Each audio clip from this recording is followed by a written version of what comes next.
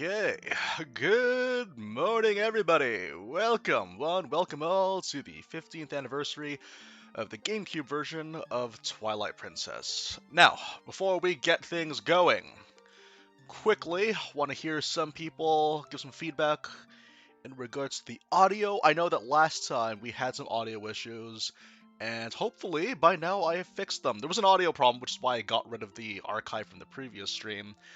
But we're here. We're gonna get started playing Twilight Princess. You know what? Actually, I think I can test it out myself, actually. So, give me a second. While you guys are finally in, let me know how you guys are doing. Make yourselves loud and proud. And we're gonna get started really, really soon.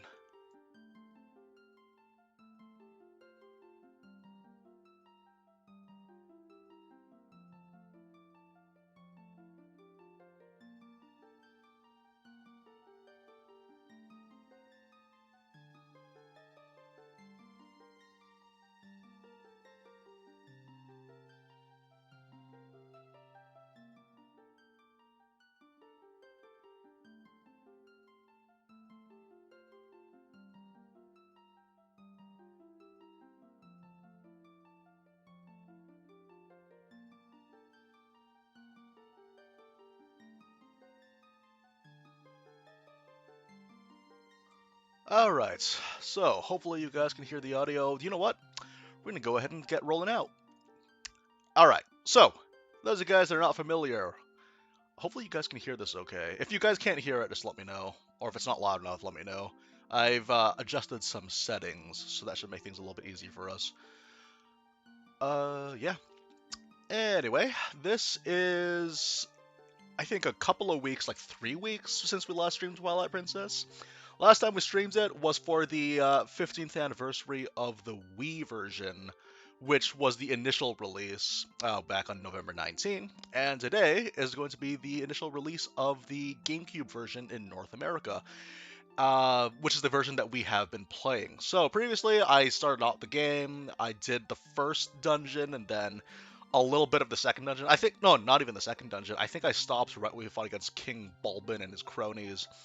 So, yeah, we're going to continue. I actually continued off-stream, went on and did the rest of the game. So, basically, we have ourselves all 4 pieces of the Mirror of Twilight. We have the Master Sword, we have several heart containers, being all the dungeons except for the Palace of Twilight and the final dungeon. And for today's stream, I also want to show you guys the Cave of Ordeals, because that's a fun challenge in and of itself, and let's face it, we need some fun.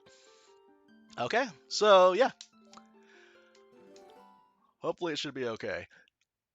Also, just so you guys know, there isn't really much news in terms of just what I'm going to be doing here on the channel, but hey, let's play some Twilight Princess while we're at it. Okay. As long as the audio is okay, because I know that last time we had some problems with the audio, but let's see what we got here. I should probably actually lower the volume on my end, because I know that it's kind of loud and I might feel compelled to yell. Okay. So, for those guys that don't know... Oh, do you know what? What's my loadout looking at right now? We got 2 fairies and a red potion. I don't think we'll ever need water bombs, so we might as well sell these and replace them with standard bombs, because bombs are going to be super useful for where we're going. But yeah, for those guys that are unfamiliar, the Cave of Ordeals is a bunch of floors. I didn't even count them. They go by really, really fast. In comparison to, like, Trial of the Sword or Salvage Labyrinth, or the Treacherous Tower from Link Between Worlds, it's insanely easy. Even on the second run, I think the second run they tried to make it more difficult by adding in higher tier enemies and throwing in more Dark Nuts, but it's the same thing. It's weird, actually. When I was playing through the game off stream, so that I can catch up to this point right now, while I was playing through the game, I actually kind of noticed something kind of weird about Twilight Princess, because I used to think that this had one of the better combat systems, and it does have all the components required to have a great combat system, but I think one of the problems that I have, really, one of the main gripes that I have is the fact that they don't really put too many scenarios where having a fleshed out combat system is beneficial. For the most part, you're going to be fighting against single enemies, and in the Cave of Ordeals, they throw a bunch of enemies at you, and you have to take into account what enemies to prioritize, which ones to go after first, which ones to save for last. And it's weird because, like, since there aren't very many examples of that in the overworld, there isn't so much of an incentive for the player base to discover new things. Like, you compare that with a game like, I don't know, like Devil May Cry 4, Kingdom Hearts 2. Actually, I think Kingdom Hearts 2 is the better example because it wasn't really meant to be an action game, whereas DMC4 was. But like Kingdom Hearts 2 had a lot of opportunities for you to try out random stuff, whereas in this one, not so much with Twilight Princess, which is kind of unfortunate. And I think, yeah, I'm leaning a lot more towards Breath of the Wild combat, especially, I beat Trial of the Sword in Master Mode a couple of months ago, and then I applied a lot of that mindset to the Cave of Ordeals. I did a couple of practice runs, and it's insane how fast these floors can go by when you have that efficient mindset. Okay, so, loadouts. I'm trying to think of, like, I guess we'll start things off with the Gale Boomerang. The Gale Boomerang isn't as useless as I thought it was. It's actually pretty nice for my purposes, which I'll get into. Let's see. You know what? Also, before we begin, also want to quickly check on... I think everyone's, like, asleep right now.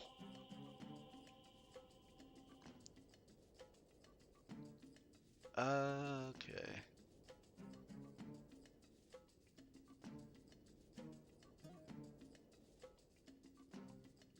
Okay, here we go. So, for those guys that are watching on the archive as well, keep in mind... So, I think previously, on a previous stream, I don't have the recording anymore, but I actually complained that the Gale Boomerang is useless. It actually has an interesting niche to it, which is basically... Okay, so, one of the things I learned that I kind of figured out when I got the Mortal Draw is that, you know, with the Mortal Draw, you can't be targeting, so you just hit the A button, and then you draw the attack, and then you'll instant kill most, like, I think 85% of the enemies in this game.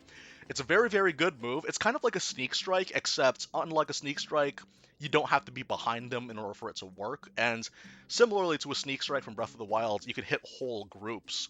So the thing is, though, is that the moment you kill certain enemies, Link does that cool flourish. It looks really, really cool, but it takes way too long, and what if you want to go for another Mortal Draw instantaneously? So that's where the Gale Boomerang comes in. Quickly just throw a Gale Boomerang into like a wall or a nearby enemy to stun them, and then put away the Gale Boomerang, and now Link is empty-handed, which means he can go for a Mortal Draw. It's insane. So yeah, we're gonna do that. I'm trying to think... Are we ready? Yeah, we're ready. Cave of Ordeals. Oh, also, something to point out, too. It's insanely dark in here. It's insanely dark in here, so hopefully you guys can see it okay. But, oh wait, also, I unlocked all the sword techniques, so... Great spin. It's fine. Okay, so the thing is, I just remembered that the first time you do the Cave of Ordeals, there's the pose. And the pose actually make things a lot more tricky because you're forced to go into wolf mode for those. So it kind of throws a lot of my strategies out of the window. But that's only for like 2 rooms, I think.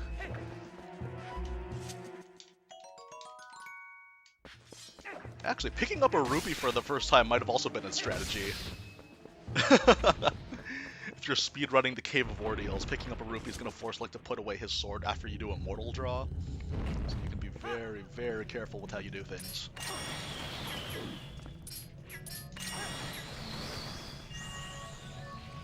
That's okay. Hopefully we can conserve our HP as best as we can, because that's the only way we can do the Great Spin. I've been practicing spin attacks. I've always been bad at doing the manual input, which is why I rarely use them. But I think this game kind of incentivized learning how to do spin attacks, which is nice. Oh yeah, those are also the other kind of enemies that Link does the flourish in. Oh! These guys are easy-ish.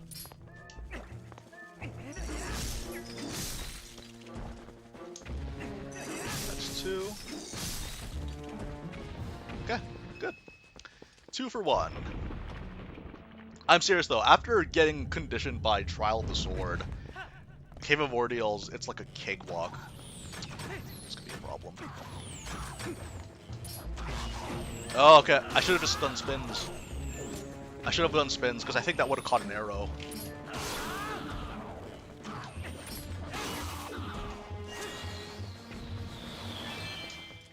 Okay, we have no more great spins. That's fine.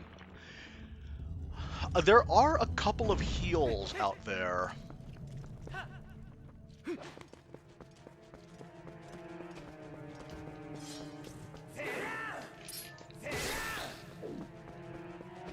Just walk along the edges.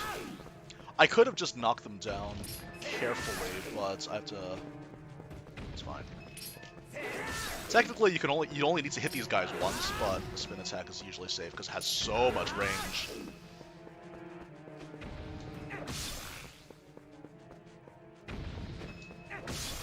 Yeah, I think it's like... I'm kind of like playing this by ear right now. It's crazy. Okay, we're good. It's so dark.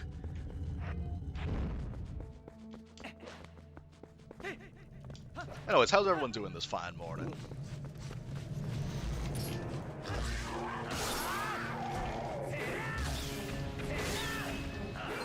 Yeah, we're good.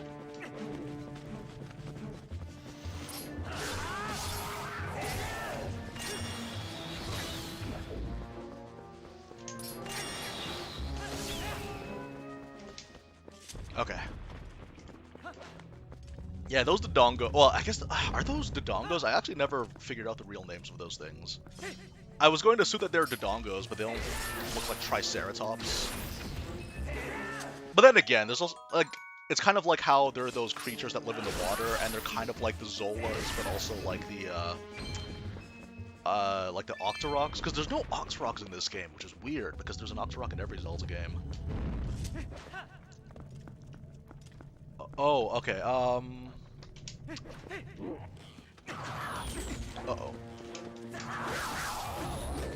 Okay. I got hit more than I wanted to. That's okay. That's fine. We killed those Alphos in one hit. It's fine.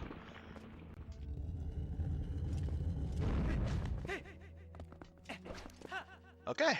Checkpoint. The funny thing about this character, the Great Fairy, I was wondering, because as we all know, Twilight Princess is kind of unique because it's the only, with the exception of the Hyrule Warriors games, it's the only Zelda game with a T rating. And I was thinking to myself, this game isn't that much more violent. Like, it's gritty and dark in some places, but like, not much more so than the games that came before or after it. And in terms of like violence, it's not that much more violent. But then I remembered this character's design, and this is like... Wow, gamer girl bathwater. Oh boy. No, it was neat. We need the claw shots for this one. Oh yeah, we need to take a screenshot of this. A whistle that Ilya made just for playing Xenoblade Chronicles 2.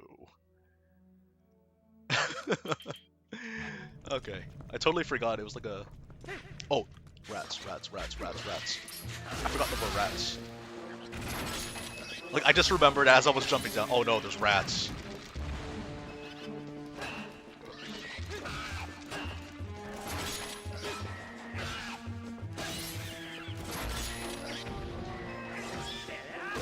Okay.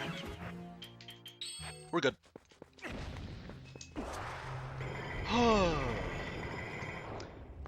Yeah, but that's the thing, like, after playing Breath of the Wild, like, you're used to really, like...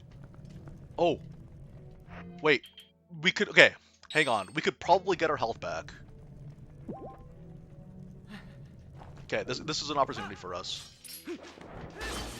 No, sorry, it's not this one. Okay, no, so I was thinking about somewhere else. Oh, well, we have Great Spin again, so we might as well take advantage. Never mind. Oh, it's a disaster. The moment I said, Great Spin. Okay, it's gone. And it's gone. No, I'm just looking for another room. There's another room that has a rare chew. And the rare chew gives me a lot.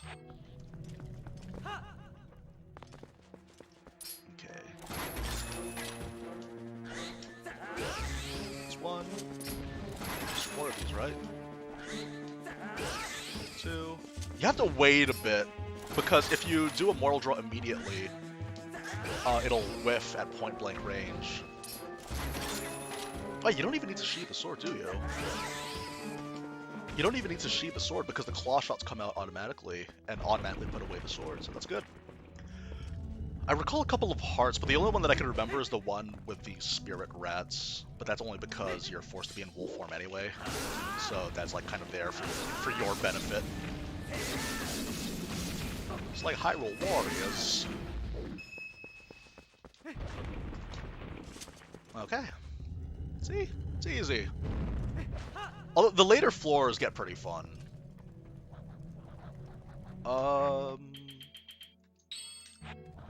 Please no arrows. No arrows, no arrows, no arrows. You there. Join the herd. Are you ready? Are you ready? Are you ready? Oh man, I messed it up. That's okay.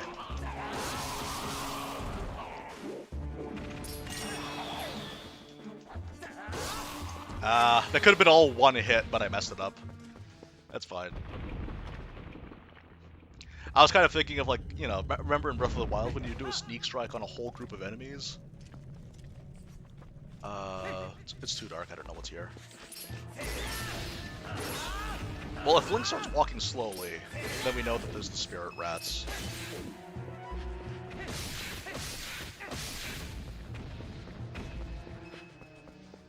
I hear them, but... Oh, there. Okay, that wasn't so bad. I thought there was going to be spirit rats. I know for a fact that there's a spirit rats combined with... Oh, man.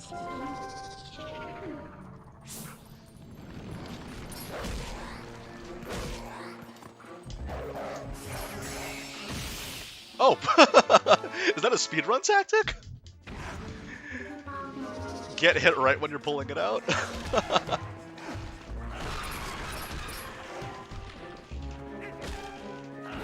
messing up my inputs now. Okay, sure. The last time I practiced this, I had full heart containers, and I don't know if that's going to be a good thing or a bad thing for us, but we'll try our best. I just have to remember about the special chew jelly and make sure that I get it, because I totally wasted a potion.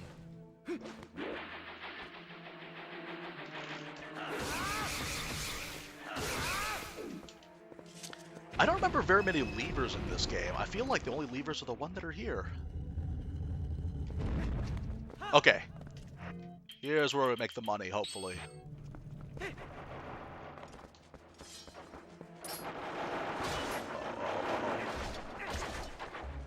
I got it! Success! If I was greedy, I would have like gone for a red one, and then scooped that up, drank it, and then go straight for the rare, but no, these things converge way too fast. The other good thing about the spin attack, too, is that it protects you from attacks. Because whenever an enemy gets hit, and even if the enemy does touch damage, Link doesn't get hurt from them. That's actually one... It's a negative and a positive when it comes to Twilight Princess's combat. The spin attack is insanely useful, but it's almost too useful. Where most of the weapon techniques that they give you are kind of obsolete in comparison. Or they're, like, very specific. Similarly to, like, how a claw shot is useful in certain combat scenarios. Okay. That is phase 2 done. I forgot how many there were. I think there was, like... I guess there's one for the spinner, one for the ball and chain. I guess there's 4? I have no idea how many there are in total, if anyone wants to tell me. Oh yeah, this is the other benefits of doing this too, is that we're going to have free access to fairies. Fairies in the fairy fountain. How do you do this? Okay, this is going to be tricky. Oh no, okay, fine. Yeah, but that's what I mean. Even like doing the mortal draw in this scenario is not nearly as useful. a Mortal Draw isn't nearly as useful as a spin attack in this scenario. And when you get the Great Spin, it's like this high damage. I think it hits twice on most enemies. Like, I think somewhere along the way they realized that, yeah, the spin attack's too good. So let's just make a better one. Although, to be fair, in A Link Between Worlds, it's kind of the same deal. A Link Between Worlds, once you get all the Mai-Mais, and you can get that, I think you can get that before even doing the 4th dungeon, I think. I think that's what I did this year. Good. Oh, wait, no. Let's grab this real quick.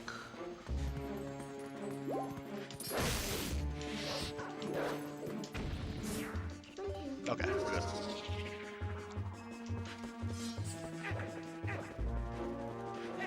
Keep missing. Okay, we got a great spin. Let's try to make it last for a change. We'll try our best. Uh-oh. Oh, that's no. Okay. You have to like make no mistakes, or else you will get like scratched once.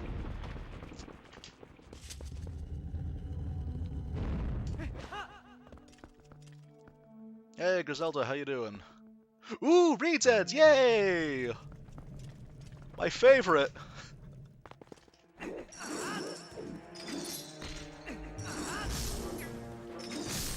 think 2 bomb arrows also does the trick.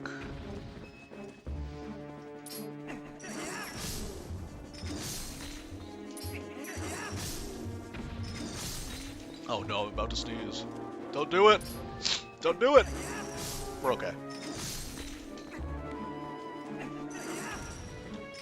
The one time I tried to do it manually without targeting. Oh man. Okay. I hope the Breath of the Wild sequel brings back Reedheads. I've missed those things. Uh-oh! I totally forgot.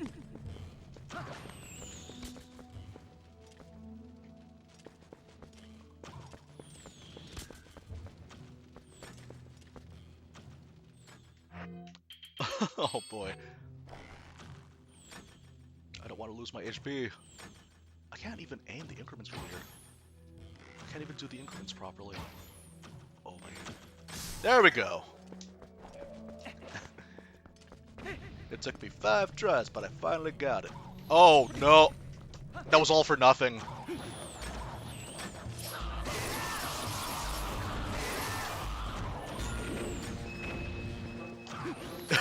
It was all for nothing. Oh no, I thought I could roll out of the way of that one. Ah, whatever. Actually, I wonder if there's one... I feel like there's one underneath this structure. Never mind. Never mind, whatever. We tried our best, but we totally failed. Oh, Stelphos. You know the drill.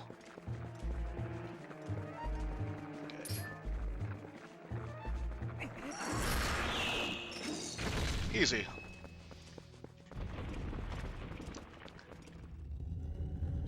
Yeah, the Stelphos really suck in this game. In comparison to like Wind Waker Stelphos, I think were like the peak Stelphos.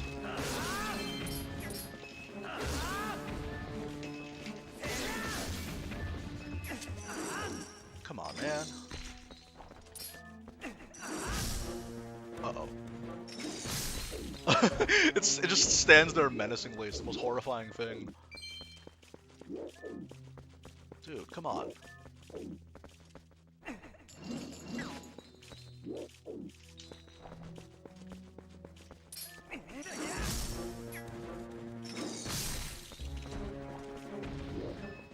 Okay, ready when you're...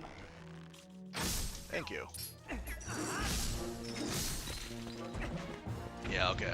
Actually, I think just using the boomerang could have got them down. Ah, well. Oh, well. What is this? Ooh, hello!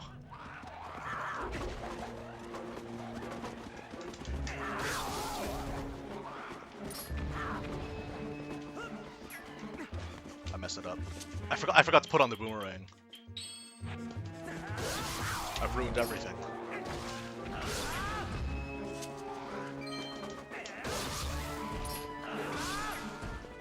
Really? You're still not dead? Okay. Yeah, the reason why they keep dropping so many rupees, this is a really good place to farm those rupees. This game does a really good job of giving you a ton of rupees whenever you need it, but also, if you get the magic armor, that's the thing that drains rupees. Okay. Let's space ourselves accordingly.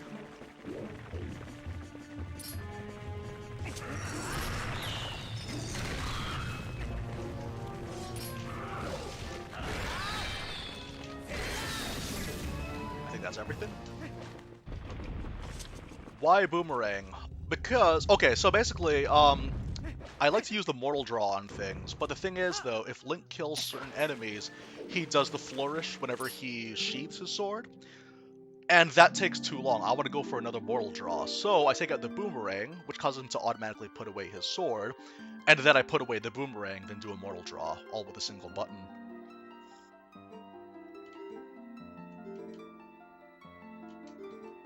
Okay, Dominion Rod time.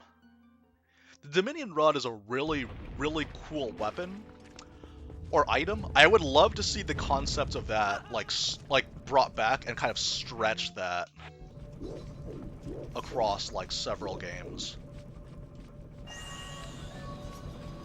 No, okay. I don't think they're gonna come to us immediately. Oh man, I can't even do my increments properly. That's the crazy thing about the GameCube controllers.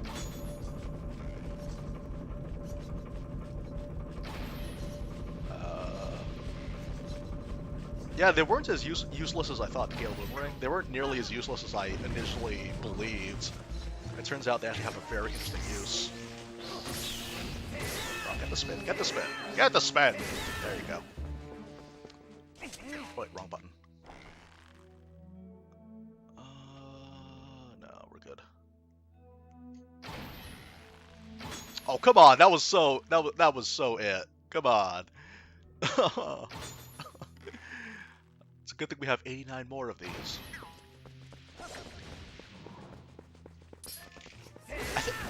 Although, one thing that goes really well for us, though, the fact... Technically, I think Dominion Rod could do the exact same thing. It might be just as fast. Okay, let's use the Boomerang. I don't want to spend my arrows. Or do I?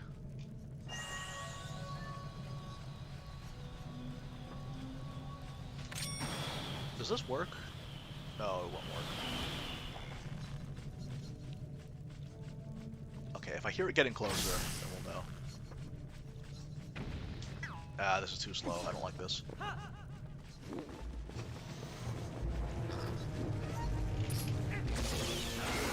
Spin! Oh! Oh! Oh no! I meant to do a roll, but I think the targeting stayed for too long. Oh! Come on, come on, come on. There. There we go. Oh.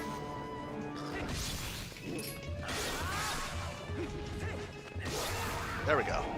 Hey, the backslash came in handy that time. The backslash really came in handy that time. Yeah, honestly, I feel like the claw shot might even be a better option than what I used the Gale Boomerang for, but the thing is, I love the Boomerang. In the series, in general.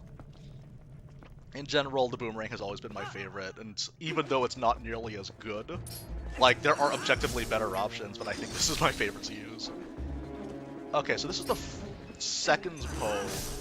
No, there's 3 poses then. Okay, the third pose is the one with all those armored Denolfos.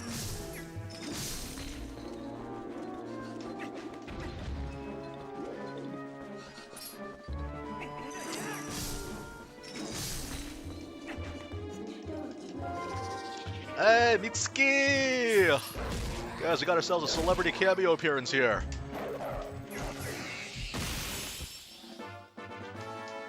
Oh man, these poses really screw everything up, don't they? Like, it's weird, because I did a couple of practice runs on the upgraded version of the Cave of Ordeals, and man, Okay. I think these are the scary rats. Oh! Okay, I wasn't sure. Are they going to give me... No, I don't think there's going to be buried hearts. I think from now on, all the buried stuff is going to be like silver rubies. Which is good, but we don't need that. Oh my gosh, that almost hit. Spin to win! Okay. Where are we? Is that good? I think this is rubies. Oh, hello! Okay, this is the last room that's gonna give us hearts then. Because there's only one. Good. It's very nice. Ooh, I like this part. I like this part a lot. This part's fun. Keep moving, keep moving.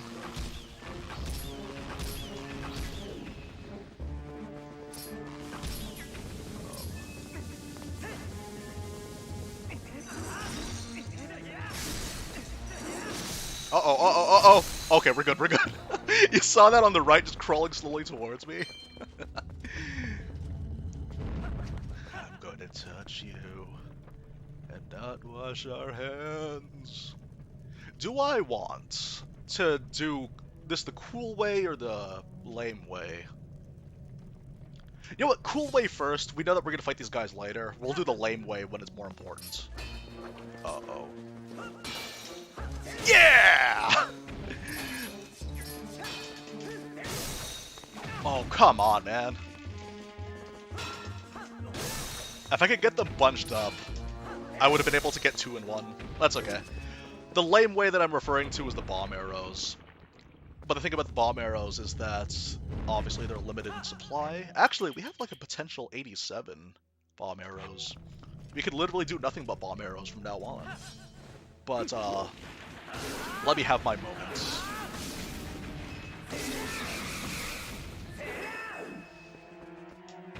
Okay, we're good.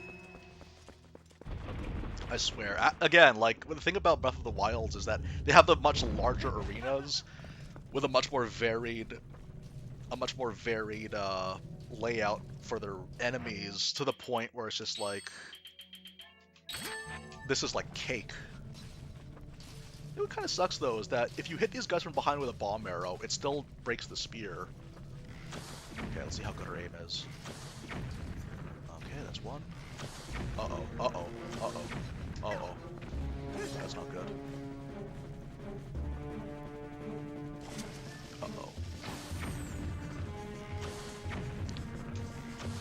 Uh-oh. Oh no! Okay, we're good. The thing is, you can actually just hit him at his feet. You can actually hit them at... Oh, are you kidding me? Really? Okay, yeah, just do 2 quick ones. Maybe that's just the key, just... Come on. Please tell me that worked. Okay. We used like 15 bomb arrows in that. Oh boy. Are we gonna be okay? Yeah, we're fine.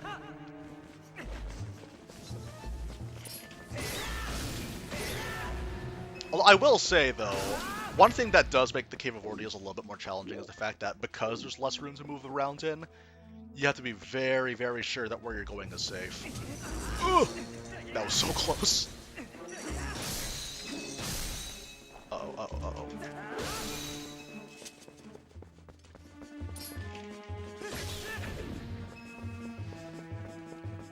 Wait for the breath to finish. And... Oh, I knew it! I can only get lucky so many times. Okay. Thankfully, Immortal draws all you need to take care of those smaller guys. Okay. This is the last... Nope! Dark Nuts. Oh, okay, these guys are easy, actually. Hang on. Hopefully, just don't... I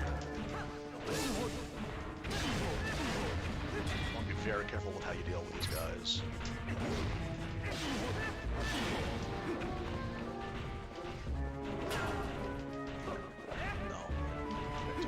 come on. It's pretty much like fighting the Iron Knuckles in Ocarina of Time, or the N64 games, like Majora's Mask. It's like, just get out of range, backflip out of range, and then slowly work away at them.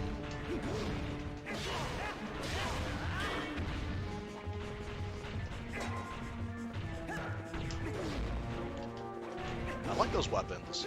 I'd love to be able to pick up these weapons.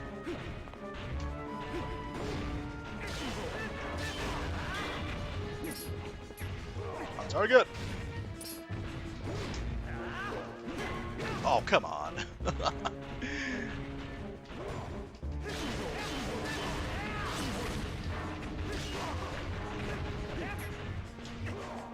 Okay, so usually what I like to do is you want to do a backslice in the direction of the crowd. So you don't want to go, you don't want to jump away, you want to jump kind of into the crowd because you're going to end up on the other side. Yeah, we're going to focus this one down first. You want to jump into the crowd so you can end up behind. Uh-oh. Okay, we're okay. Oh, never mind. You silly Billy, you.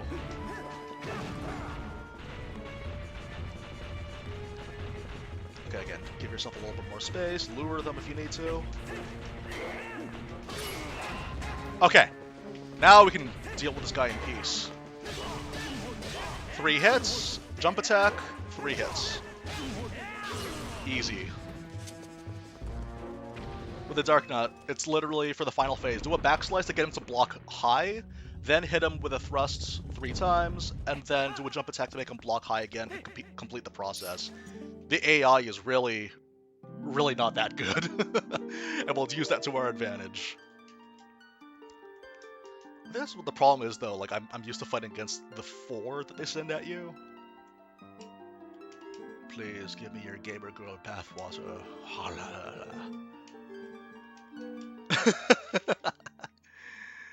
Okay. We need the double claw shots for this, right? I wonder, what is in this next? Oh no. Okay, we gotta be. Okay, this could either go really well or horribly.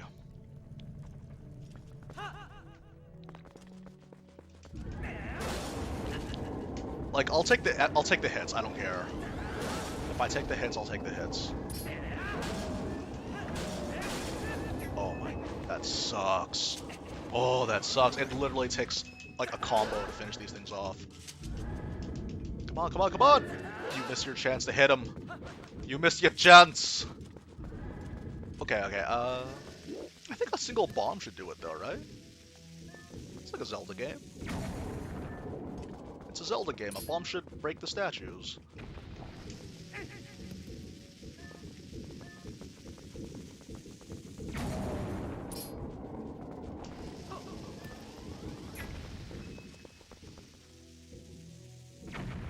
Alright.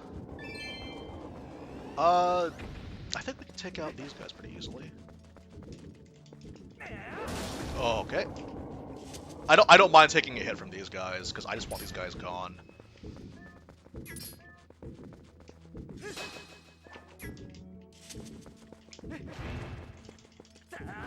There.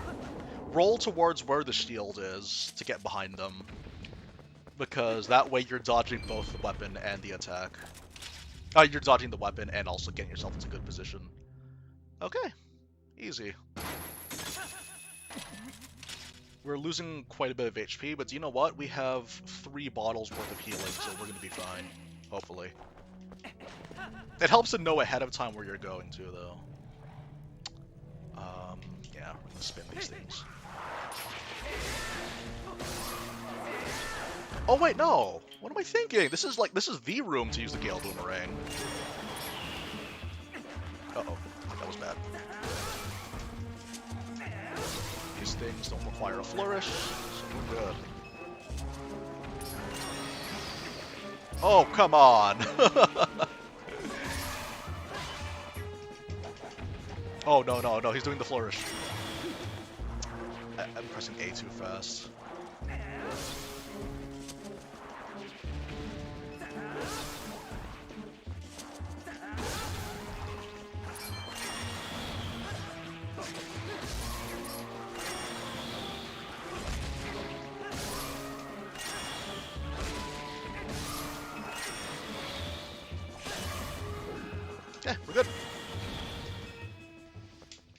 would have been the room to use these boomerangs. Because... Stun them. Oh, no. Okay. Baby seals! Oh, no, no, no, no. This is... Actually...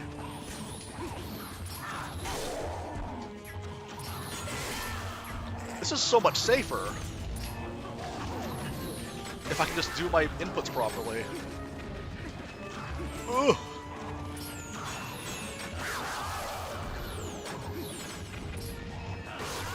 Because the spin attack also blocks the arrows, right? Whoop! Whoop! I deserve a flourish for that. Okay. Yeah, I just realized, usually what I do a mortal draw to kill those 3 Lizalfos at once, but... Oh, no. Okay, so yeah, here's another Poe that we have to focus on.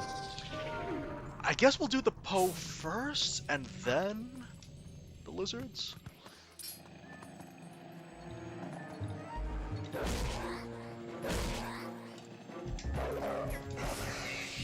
Okay, yeah, okay. We're good. Oh, I just realized that we're on the final floor already. Okay, so this is weird, because... There's gonna be many, many times where, like, you're gonna try to break the guard. Oh no, I missed the timing. The timing's very precise for these ones. But, like, honestly, in all your attempts at backslicing, you're eventually gonna get it. Which is the messed up part. No, no, no, don't do that! Oh, man, I should have used the boomerang. It's fine. I was gonna go for a mortal draw, that would have killed him faster, but that's okay. Oh, boy. That's fine. No, I messed it up! I messed up the timing on both counts, both attacks. Okay. Yeah! Oh, come on! What are you doing, Link? What are you doing? That was so exciting. Yeah, it's literally just do backslices until you win then. That's fine. I was hoping to go, because I know for a fact that if you go for a jump, if you try to go for a finisher but you miss the timing and you get a jump attack, if you sheath quickly, what's going to happen is you can go for a mortal draw, and he still hasn't noticed you, so that'll actually kill him in one hit, but that's okay. Okay, that's 1. And 2. Hey, JRollPG, how you doing? I'm doing alright. I'm having fun. I'm having fun playing the Cave of Ordeals. Oh yeah, this is the one with the redeads, right? I remember being very excited to jump in, only to find out there's like a million redeads waiting for me. Uh-oh.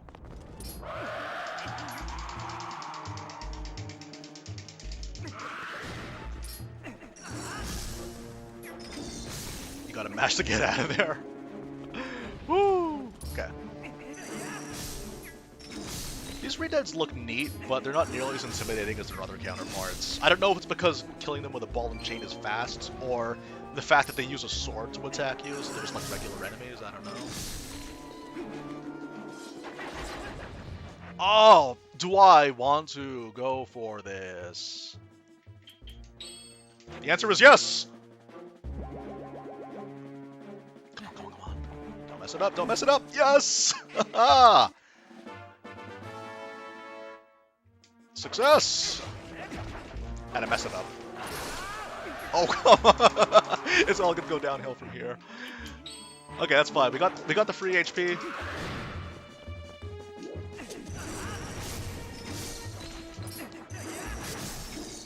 Oh man, okay.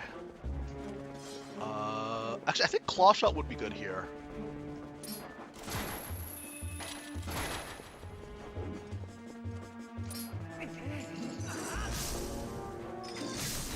Okay, good.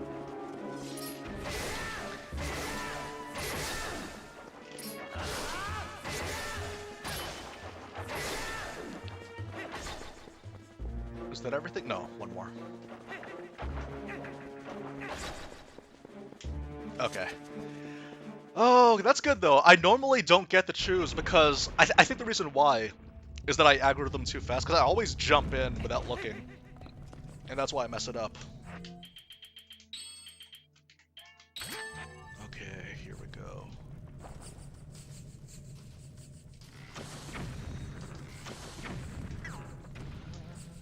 Two. The AI of this game is, like, obviously it's a product of its time, because like these guys have projectiles. If this was any other game from like this era, like a Breath of the Wild, it would have been like, you know, like those guys would have just thrown javelins while I'm on my perch. Okay, show me the money. It's kind of crazy that this game's 15 years old, though. Like, this technically is a retro game. Which is so messed up to think about, but it is. There are more years in between Breath of the Wild and this game than there are years between this game and Ocarina of Time, which was considered a retro game.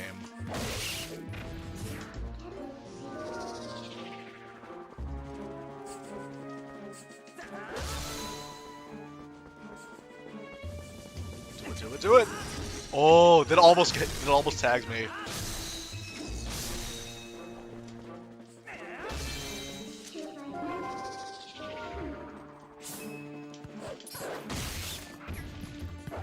Yeah, like this combat feels really quaint and slow after playing Breath of the Wild for so long. Oh boy.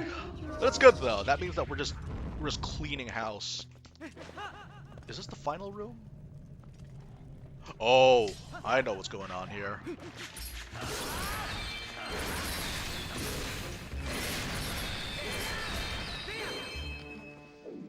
Oh, okay.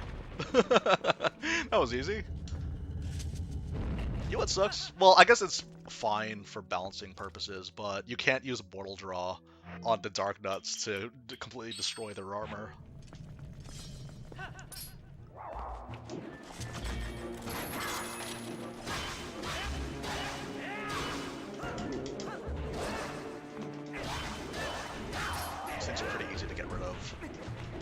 But you gotta be fast about him, though. Oh, really? Okay. Do I have time? No, not quite.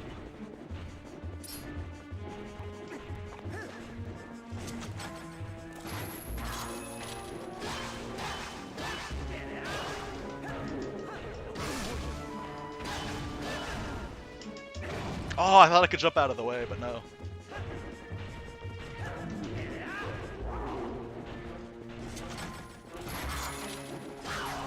Okay.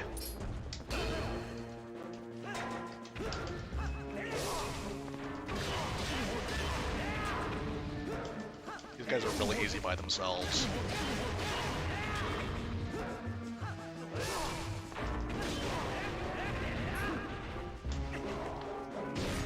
Remember the sequence, boys.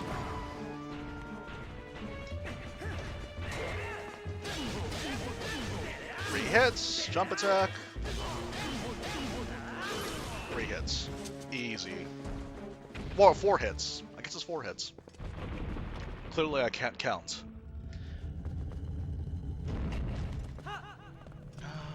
Okay, this is where we have to fight against 3 at once. No problem.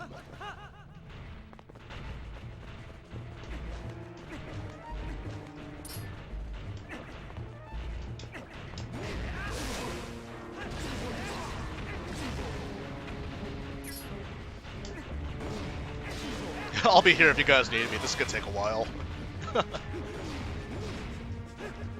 Oh, I'm out of range. Come on.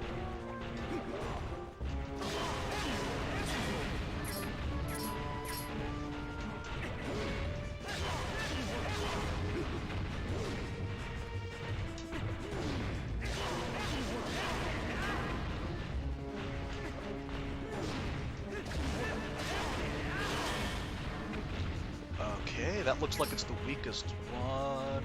Do I... Wait, I started with the blue one, right? So...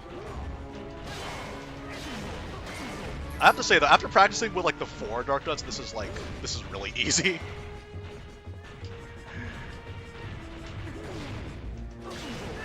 Come on. Drop your weapon! Oh.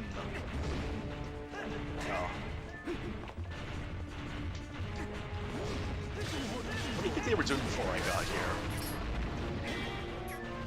Whoopsie daisy! Aww.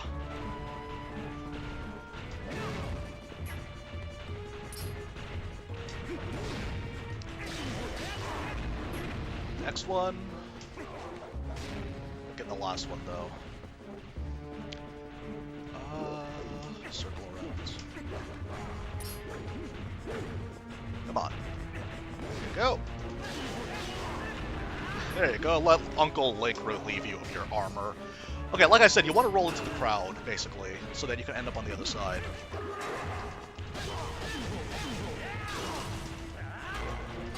Are you gonna let your friend die?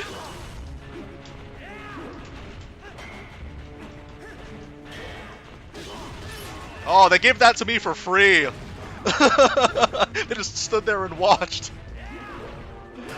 Okay, space him.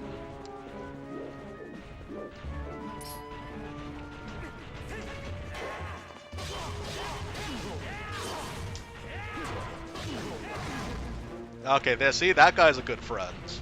That guy's a good friend. He's covering for his friend. That's how teamwork works, you guys.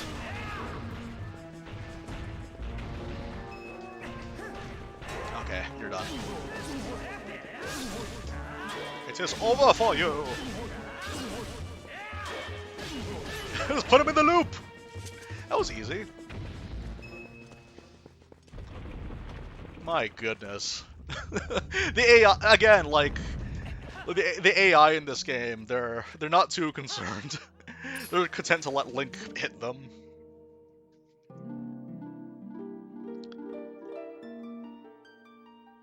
Oh no! I don't have any empty bottles for the Gamer Girl bathwater! No! No!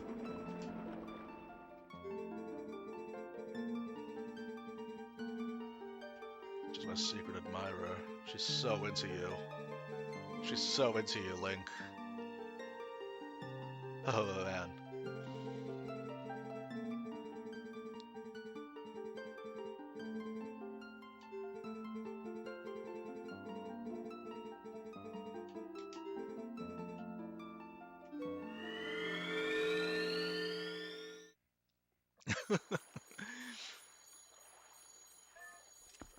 Well, we didn't even need to use a fairy for that one. That is... Well, to be fair, we used potions, but man, that was easy. Okay, that was very anticlimactic and easy. Okay, you know what? We will... That took us less than an hour, that's good. Okay, how do we want to do this? I guess we'll do Palace of Twilight next. Yeah, Palace of Twilight's next. We should restock, though. Quickly just go to... Yeah, quickly just go to Kakariko, restock on our items, and then we're good. I think. Wait. Well, I didn't unlock the store in... I didn't unlock the Mallow Mart in the, Castle Town. We didn't unlock that, so maybe... I don't think I can buy arrows that way?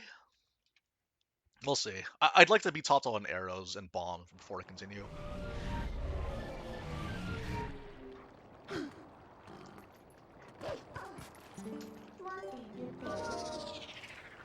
Okay. So... Wait, unless the store is closed, in which case this was a waste of time. Yeah. Okay, never mind. You know what? We're good.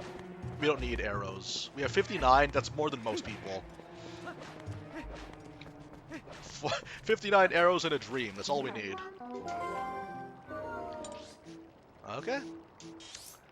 Am I forgetting anything? We have plenty of bombs. We have like at least 60, so we're good. Okay, here's what's gonna happen. I'm gonna take a quick stretch break, and I'll be right back, so please enjoy.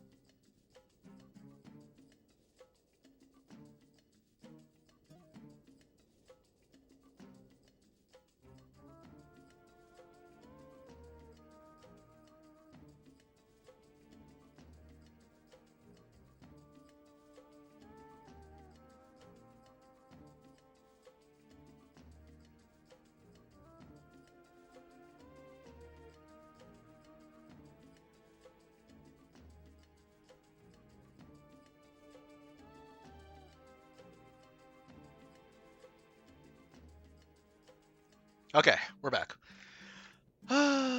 Mirror of Twilight time. Truth be told, I actually don't remember how this dungeon goes. All I know about this dungeon is that there are the big creepy hands that try to grab you. And you get a sword. You get a sword upgrade that's not really an upgrade, it just makes it look shiny. I haven't seen this cutscene in a very long time, too.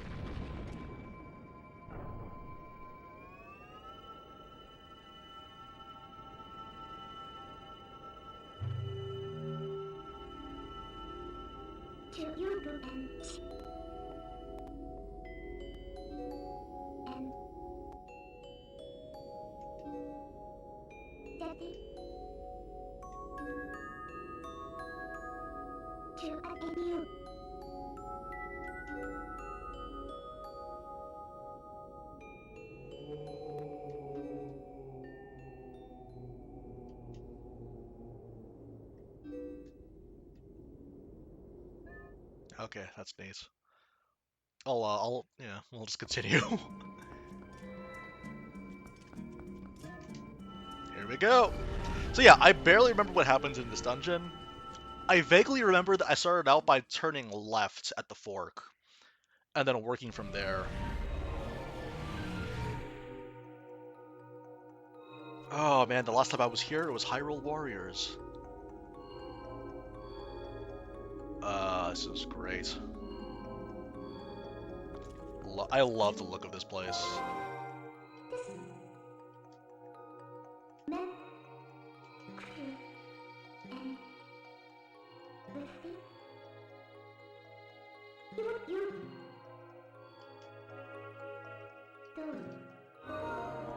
Okay.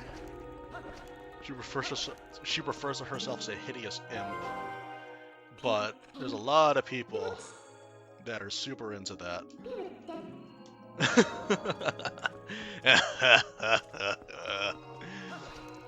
Super into little imp. Oh yes, little imp. Yes. Yes. I'm so sorry. Okay. That's enough fun. We gotta play Twilight Princess. I don't... Yeah, this is neat. I actually don't remember what happens in this dungeon. Oh, plants, yay.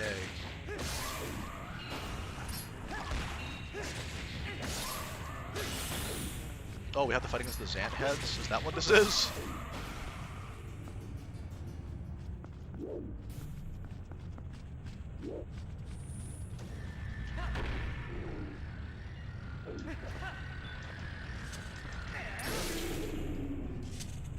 Okay, so Mortal Draw works on them. I do not remember those enemies at all. I totally forgot there were Zant heads that we had to fight against. Okay.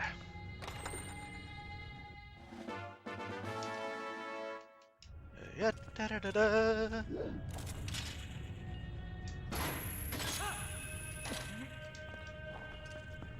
Okay, I remember being stuck here as a kid, and the grates that you have to use the claw shot to get into, I remember that. Slowly but surely.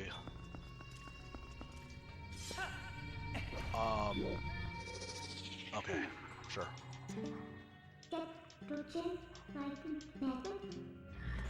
Ow! Because you distracted me. How could you?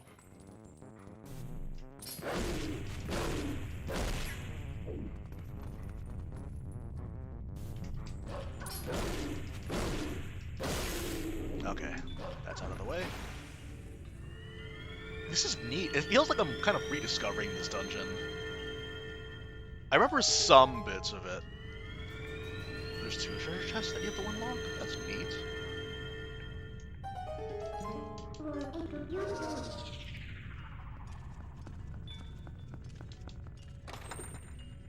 I hope the other one isn't a key, because I don't want to go back.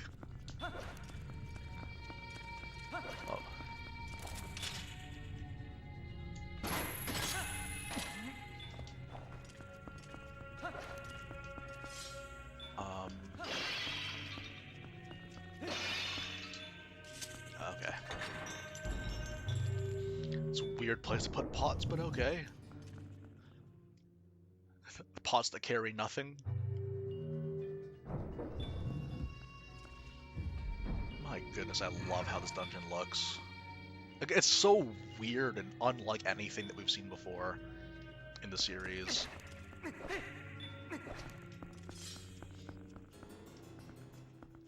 There's no way we're gonna get attacked by enemies in this large circular room. I guess we have to hit them all at once.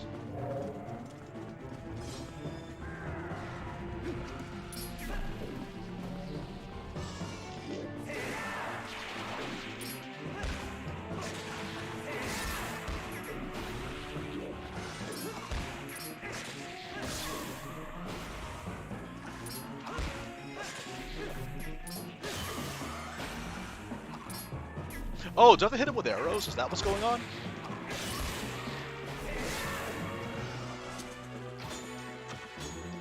Oh! My aim is too good.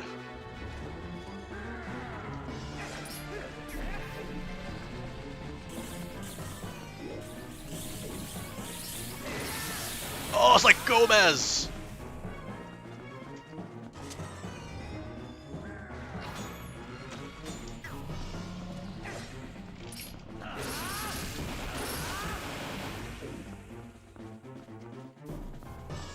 Wait, what do I do, Midna?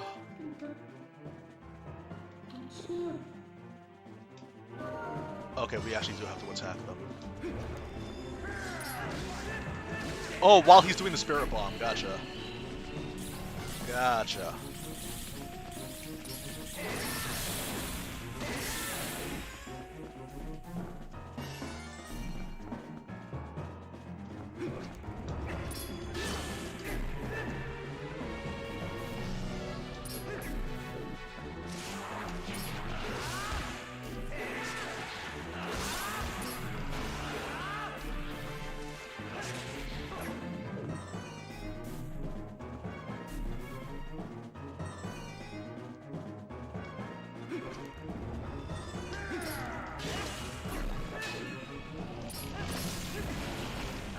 I actually completely forgot how this goes. Like, I don't remember this at all.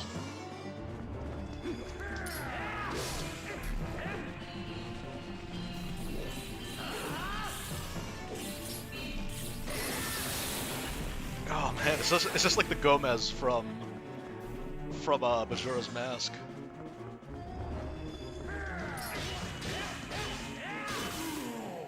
Okay, got it.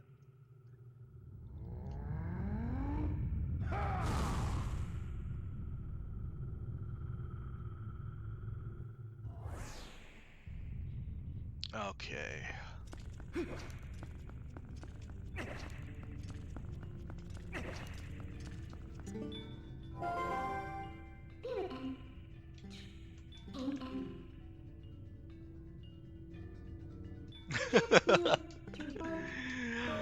They're gonna let Link use the power of the sun.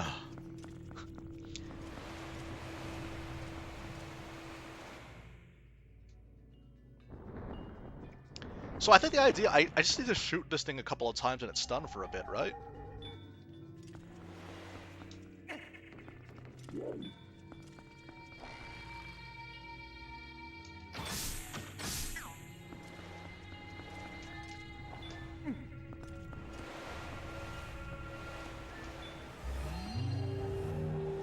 Oh, but then if I take it away... Uh-oh.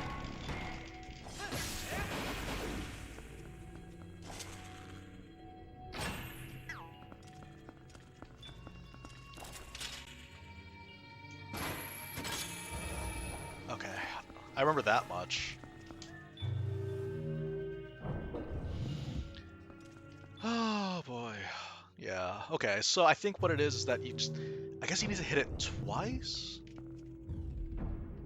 Or maybe just once, I don't know. This creepy hand is gonna follow us around.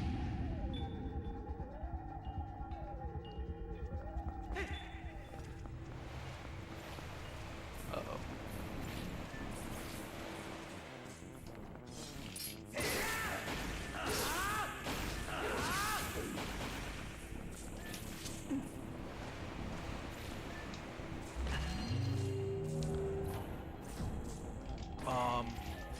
What? Oh, better hurry up!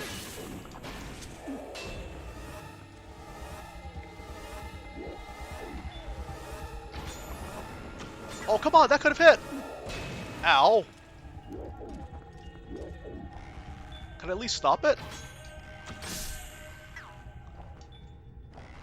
Uh-oh.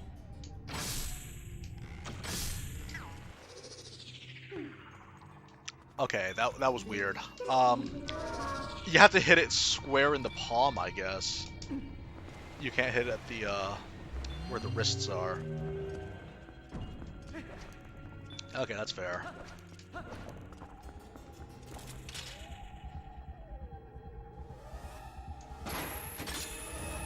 Fine.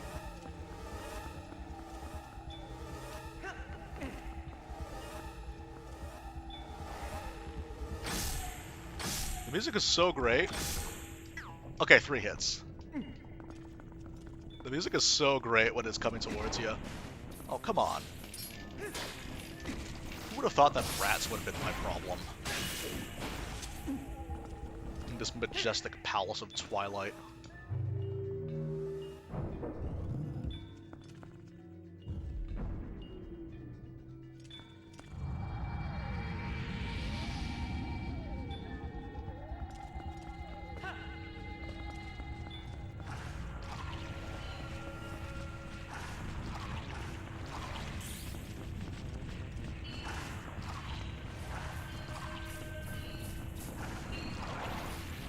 Nope. Leaving you on read. Leaving you on red. I'm not sure what the solution was that other than just juke. Unless there was like a real complicated combat solution to that. I don't know. I have no idea.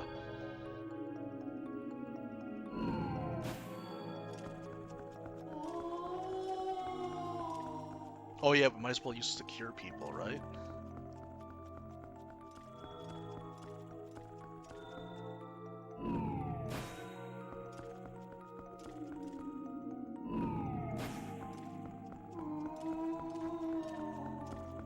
Man, the atmosphere of this dungeon is really, really good.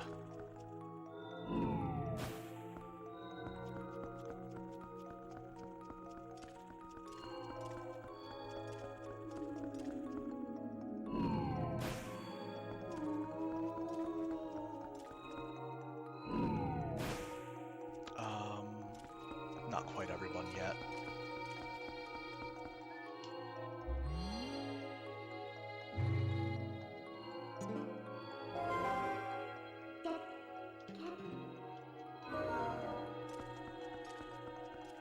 You know, honestly, off the top of my head, I can't fully remember what happens in the Zant fight. Other than the fact that he just takes us to multiple stages, which is neat. Alright, let's see what this has in store for us.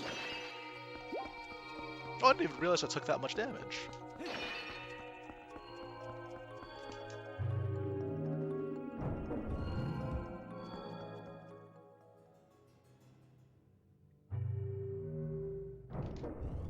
Alright, Zant, what do you got for me? Huh. Okay.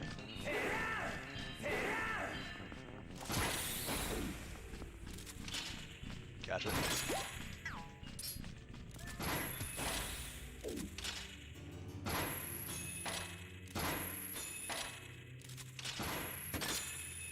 Got it.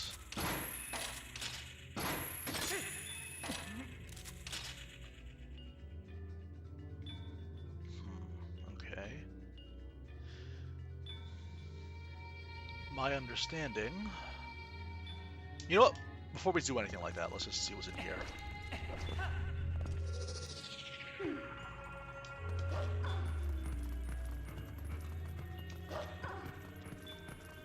There doesn't seem to be anything of note in here.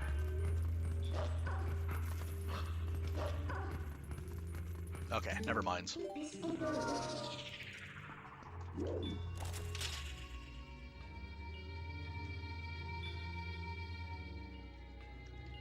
How do we get out of here?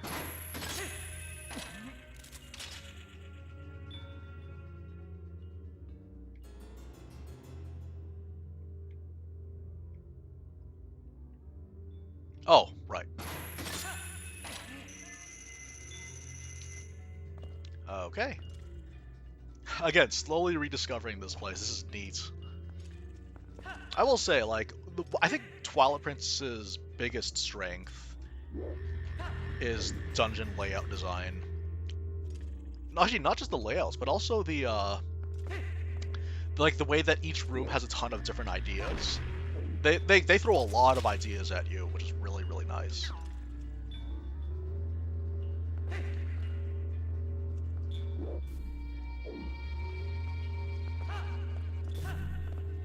I don't know what this chest is. Because I remember that with the Goron Mines. The Goron Mines, like, some rooms have, like, multiple purposes to it. It's not just, this is the room where this gimmick happens, this is the room where this other gimmick happens. They're all, like, they're filling it with a bunch of stuff, which is neat.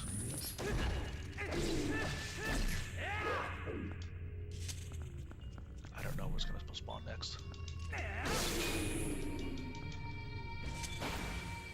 Oh! Okay. This should be the key. But yeah, I noticed that also with Lakebed Temple. Lakebed Temple was the one where I wasn't sure. Like, I remembered it being very, very complicated, but as it turns out, it's actually a very straightforward. You just need to think in terms of, like, the rotating staircase. You have to think solely, specifically around that for, like, the first half. Then the second half, it's all very, very straightforward. It's straightforward to a fault, really.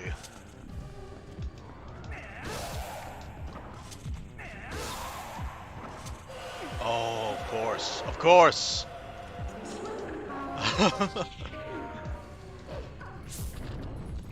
Of course. Okay, that's fine. I can deal with this, hopefully. Should.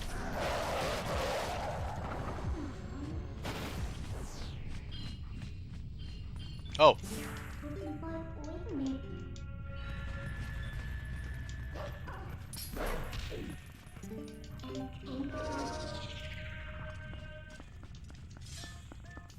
But yeah, like at a temple, it felt almost like a apology letter for Water Temple, which is a dungeon that I really, really liked, but I know a lot of people were very critical towards.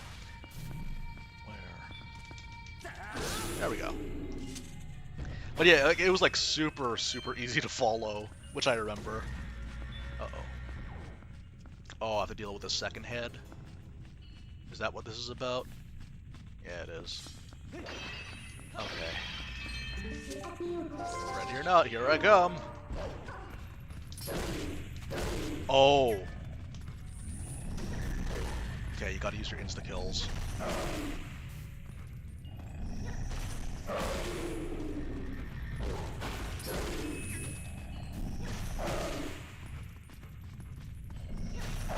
Speaking of Hyrule Warriors, I was a big fan of Zan's, but he had this problem where his animations would go on for too long that he would soak up way too much damage. Still a lot of fun to use, though. I kept using him despite that. Hey, RPG Slayer Lord, how you doing? Good to see you again. Okay. I'm going to make the assumption that was a key that appeared just now. Yeah, that's definitely a key. Oh, Twilight Princess. Your shenanigans have become predictable. Okay, let's see. One of these ones, yeah? This is neat, though. I like this a lot. I want to see what's in there. It's probably nothing, but I want to see what it is.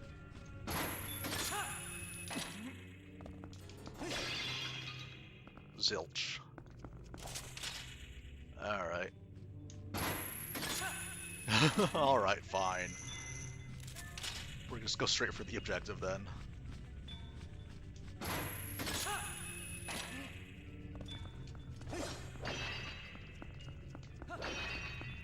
There's all these pots and they give me nothing. Why?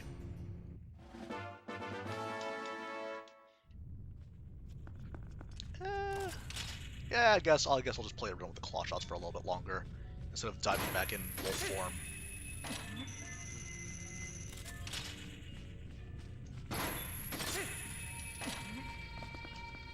Okay.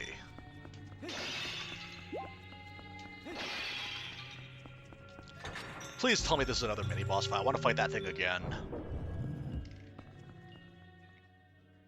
I want to fight Zance again.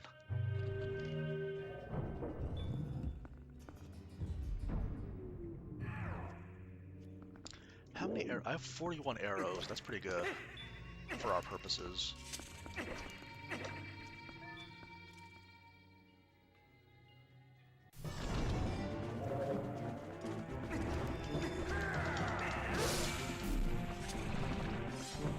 Yes!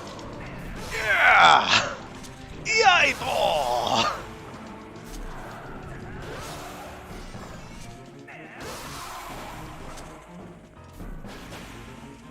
Come on, hit me with your best shot. You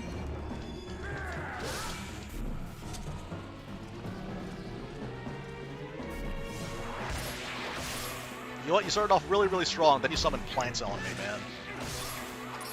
That would be... okay, fine.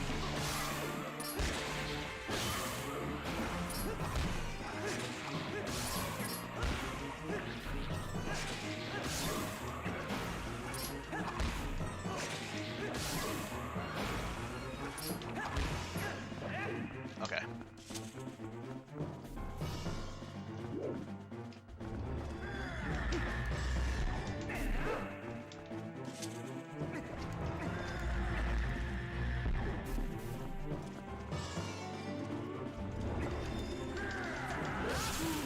Easy.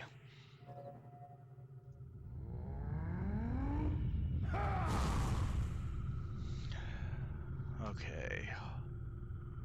We have 41 arrows. That's more than enough, but I'm pretty sure there's got to be some around here, right? Like, 41 is a lot. But it always helps to have more. Makes me feel better about myself. Also, hearts are always nice. I remember when I first started this channel, one of the first things I did was I borrowed my friend's Twilight Princess HD, streamed it, did a 3-heart challenge. Oh boy, here it comes. Here comes the handyman. Oh, come on, man.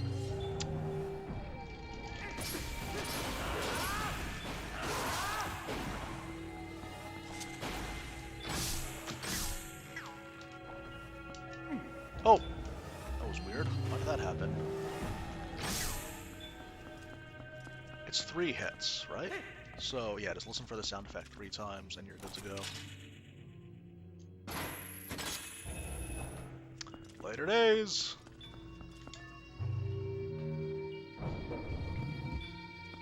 I love the creepy music when it's building up to it. I love that. That's so neat.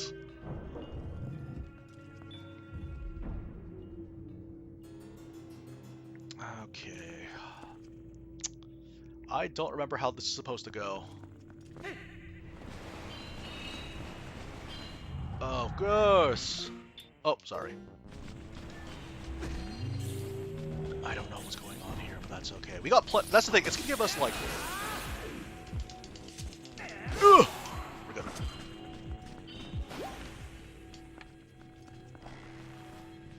Where's the hands?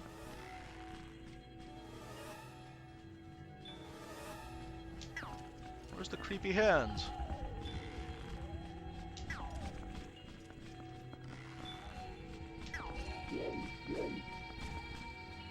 Oh, okay, it's over there.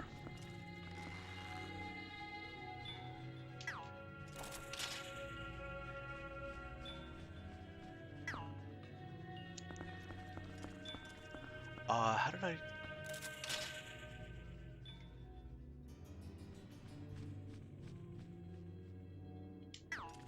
Wait, we have to do this backwards, right?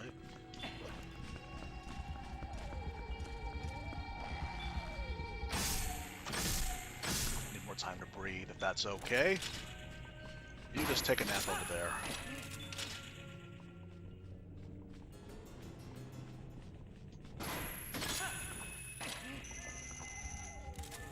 Uh-oh.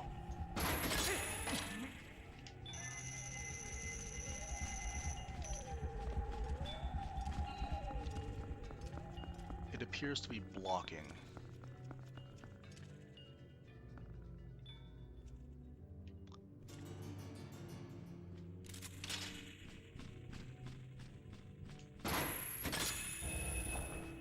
I don't know. I don't know what that was, but anyways, I think the wall was blocking it. I thought it was supposed to float over it.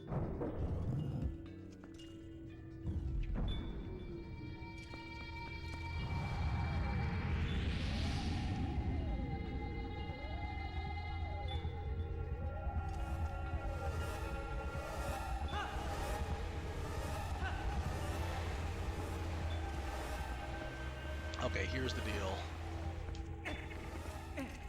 I'm actually not 100% sure how to do this part.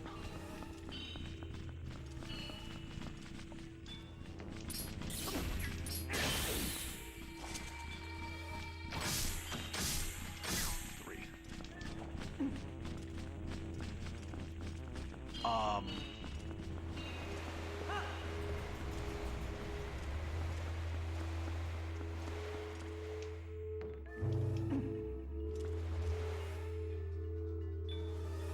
Ah! A literal light switch. That's cute.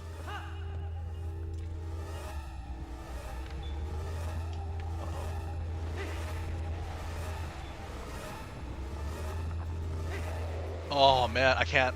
Okay. Okay, this is a little bizarre.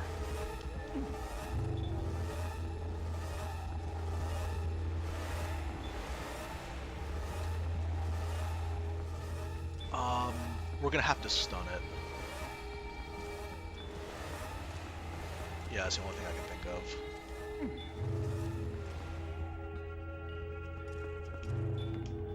of. What?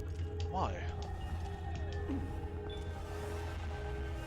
Oh, okay, we just have to stand right beside it for a long time. Okay, fair enough. Okay, where's the hands?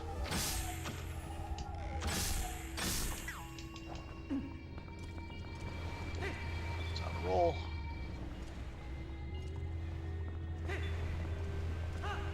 Yeah, I actually can't remember what the solution is other than... We'll just go where we go. How about that?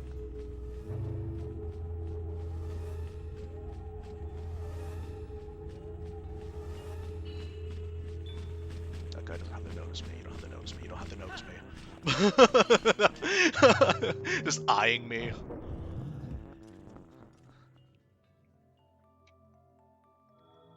Oh, okay, that was easy. That was a lot easier than I thought it would be. I thought there would be like more crazy stuff happening, so really, like in the first half. But that's okay. Neat. Oh my goodness. This is a really good dungeon. You know it's a good dungeon when it's brought back for Hyrule Warriors. Okay, time for the sword upgrade that we only get to use for one dungeon.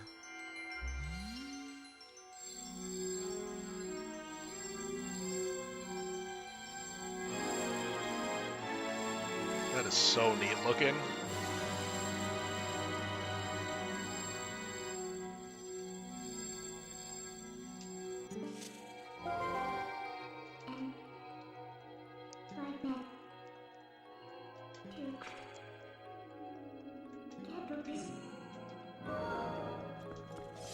Ah, man. Yeah, and the spin attack is upgraded when you're inside the Twilight Realm as well, so we better take advantage of it as much as we can. Oh. Well, yeah, there should be a... Wait, how many heart pieces do I have? 3 out of 5?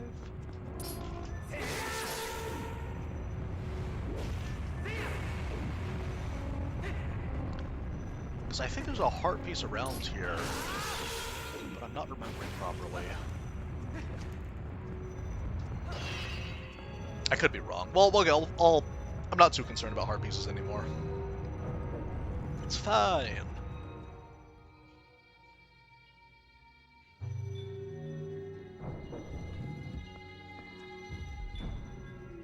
It's so sparkly now.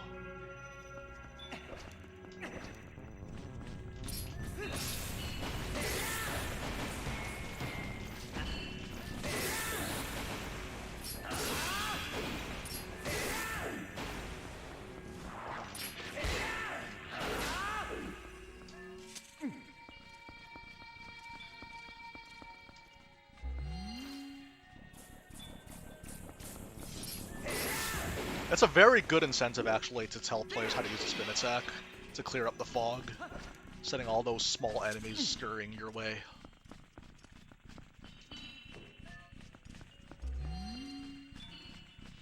Yeah, it does feel like that, like a proto...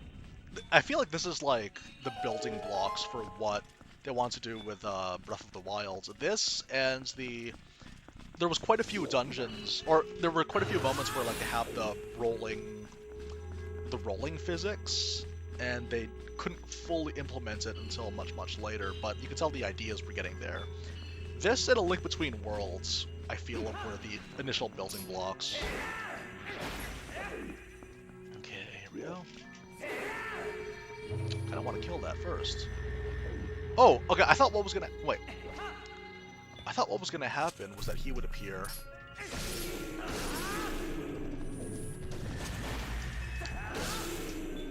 Is that all of them?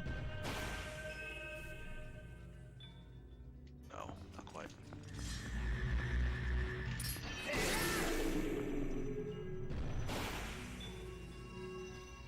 Okay. Yeah, because you kind of start to see like the rolling physics similar to the remote bombs from Breath of the Wild, where like it would be like very lightweight, it would roll a certain way. It's getting there. Slowly but surely. Although, like, they have had physics, like, for the longest time. I think, like, physics were as early as Wind Waker.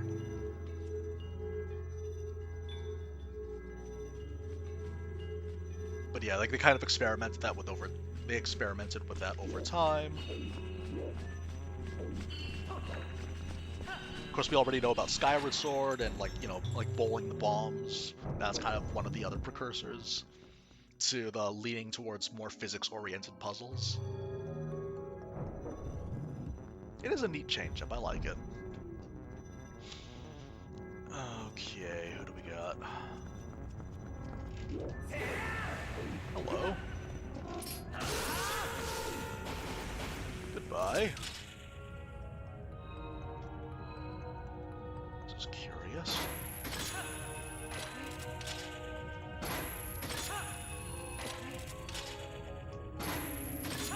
But yeah, the dungeons in this game flow exceptionally well. Like, they're always introducing something new, and they usually introduce a bunch of new stuff all at once, so it's like you never really get bored. Oh, okay. This is where you get the bus key. I thought, because I vaguely remember a heart piece behind a waterfall. I vaguely remember a heart piece, but That wasn't it.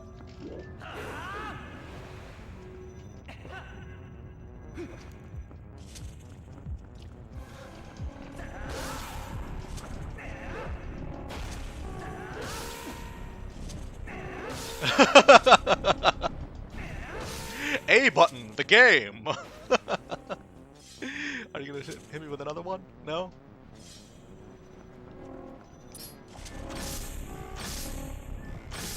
Okay, we're good. There's more! Is there any more I should be concerned about? Oh, hello.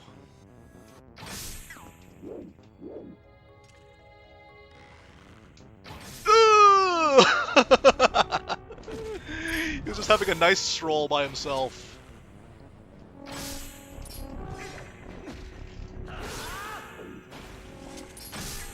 Where are all these guys coming from? You can't escape them.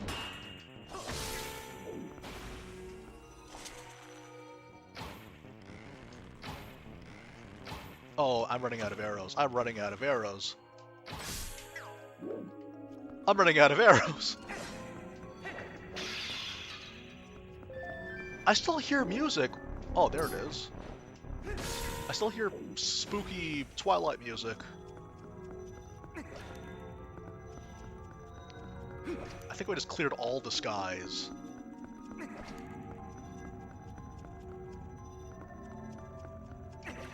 How many were there? I swear there was like 14 of them. There were so many.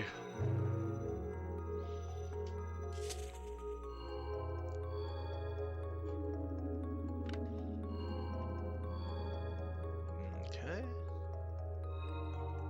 Yeah, it's weird actually, like looking back at this art style, I don't know, I think people are pretty split over whether or not this art style aged well or like visually Twilight Princess aged well. I'd say it's kind of, it's a bit of both. On one hand, it's a little bit dated because, you know, GameCube graphics, what do you do? Like, it's GameCube graphics, what can you do, right? But at the same time, stylistically, this particular style, it's like, we've never really had anything like this before. We never really had, and I don't think we ever will. I think there were some attempts at, like, replicating it. Like, I think the last story was very similar, another Wii exclusive game. But yeah, like, I can't really think of too many games that have that same style to it. And even though, like, it's pseudo-realistic, but it's not so realistic that it's, like, dating itself immediately. I think a single spin attack is enough. Yeah.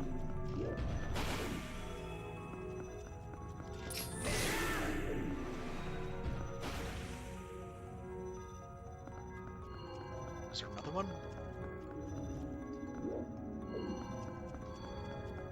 Oh, there it is. Whoa, okay, hello! I was like, what? That was crazy. Okay.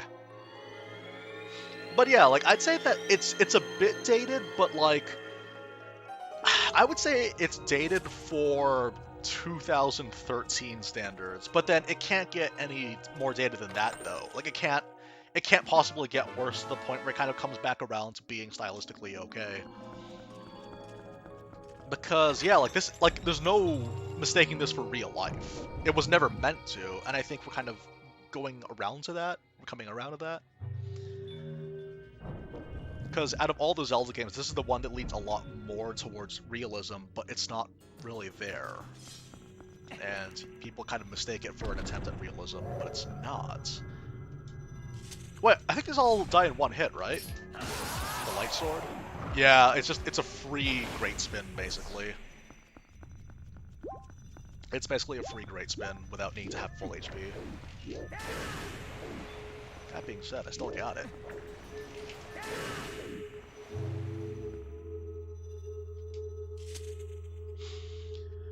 Okay, Zant, what do you have next for me? Uh-oh. Oh, no! I literally did the worst possible thing. Okay, which one do I aim for first? I guess I'll aim for the one that's directly in front of me?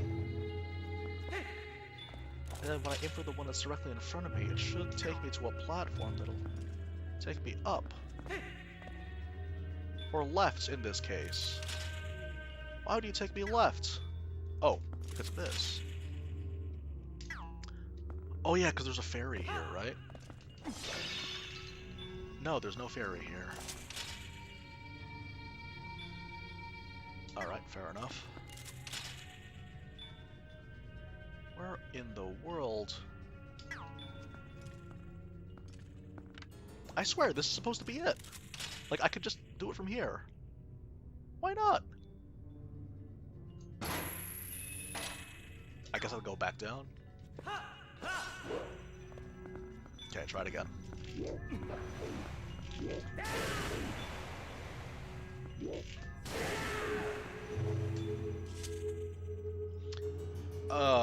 I don't even remember the sequence. I think it's like forward. Let's try going right this time. Yeah, it's taking me closer. Uh-oh, uh-oh, uh-oh, uh-oh, uh-oh, oh, okay, we're okay. Thankfully, the enemies are very slow. That's one of the things about this game, too. Once you realize that Link is so much faster... Once you realize that Link is much... Because in most video games, right? The player is going to be faster than everyone else. Because that's how the game is supposed to work. Even the most difficult games, you have to recognize that. And the interesting thing about... Once you have that in mind, though... Once you realize that...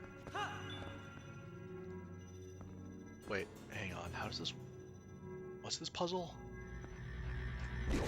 Oh, your dirty tricks.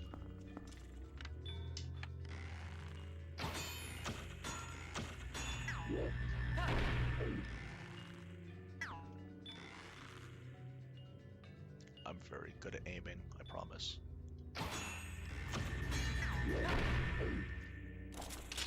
Maybe this is not how I do it.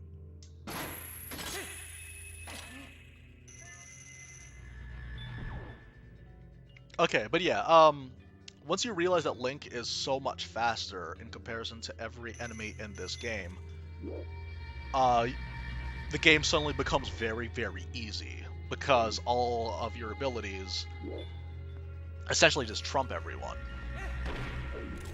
Can I make it in time? Can I make it in time?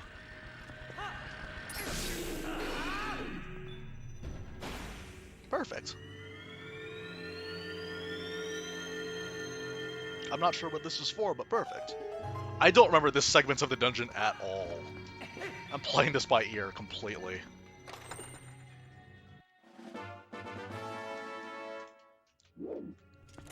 Okay.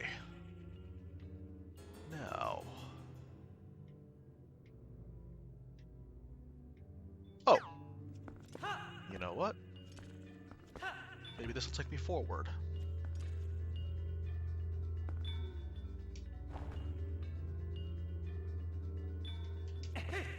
Oh, I wasn't sure if that was gonna work. I decided to do it. I was like, okay, yeah, we can make it. But then part way through the jump, I was like, oh no, I'm not gonna make it. Oh, it's scary. Oh, okay, this is the final search. I remember this part. They make you fight against a bunch of those enemies from the beginning of the game, which is neat. It's a neat way to finish off your game.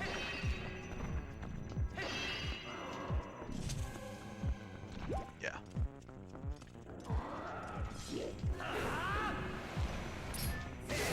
Yeah, honestly, spin attack's the way to go here.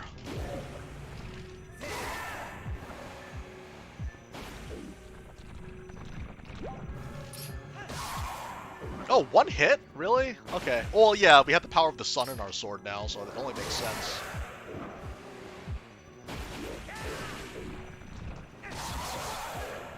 Yeah, it's literally just like, yeah, it's an insta-kill.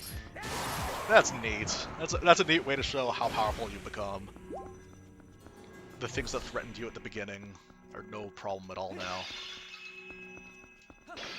Okay, before we start, stretch break, and then we'll be doing this for the long haul, so be right back.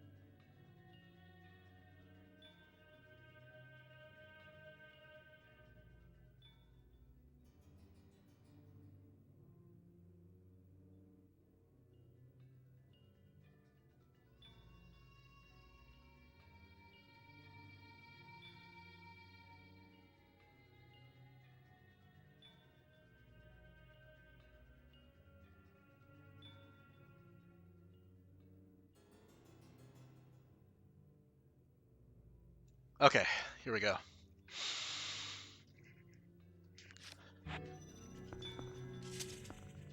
I do not remember how this fight goes, but that's okay, we can figure it out. And we have 3 bottles worth of full heals. Or, no, we have 2 fairies and a bottle of full heal. So we are good. I'm pretty sure it's just, yeah, whatever the hints are. This is neat looking. Like, I think the hint is literally just whatever the dungeon that he warps us to is, or the arena he takes us to is. Let's go.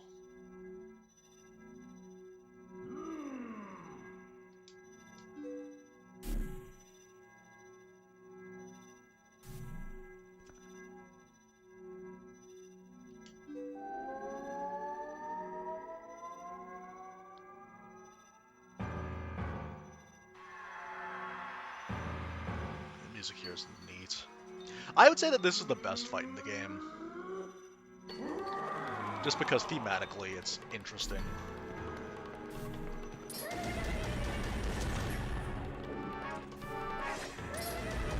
I guess Gale Boomerang? Oh.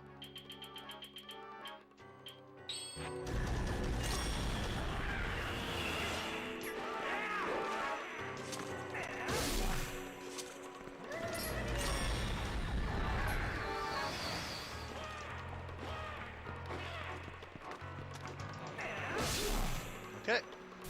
Next, what do you got for me? Goron Mines.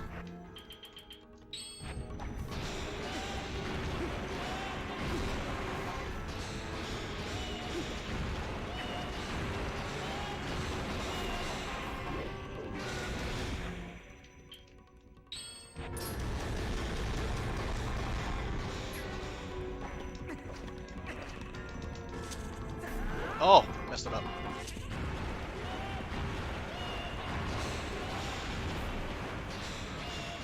Okay, so wait for him to wear himself out, and then he's gonna go for the lead.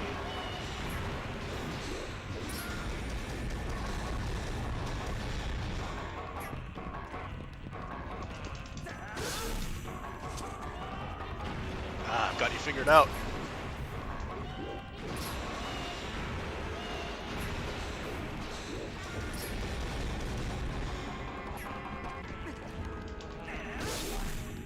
Alright. That's not so bad. I think the next one is Forest Temple? No. I don't know what to do here. Oh, okay. You need to claw shot the correct one, right? Because it's like a... Okay, I get it.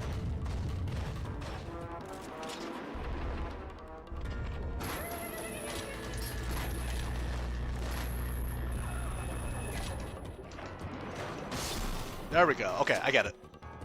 And I think you can just target it too. I think when they all appear, they're all going to be in targeting range. So this actually might be very, very straightforward for us. Just like Med Temple. Actually, no, never mind. I'm going to take that back. I'm taking that back.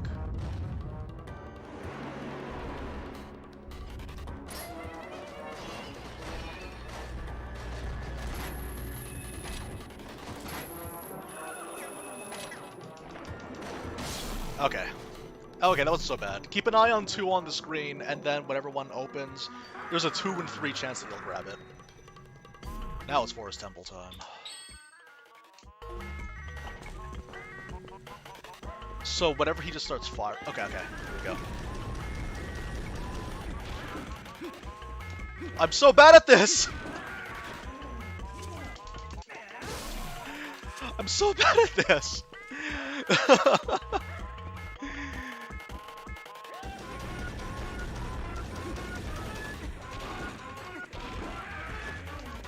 Oh, come on, Link. There we go. This is the Gamecube version. Okay. My goodness, this fight's... I actually didn't like this particular fight. back when it started, because I wanted Zant to be like a super serious, grim character, but he's so goofy and strange, and I didn't like that for some reason. But now that I'm older, I appreciate it better, because the whole point is that he's a fraud. He's not actually as cruel as he thinks he is. He only piggybacks off of Ganon's power. That's the only kind of authority that he has. So yeah, I appreciate this boss fight a lot more now that I'm older. Also, I like playing him as him in Hyrule Warrior, so that's the other reason why.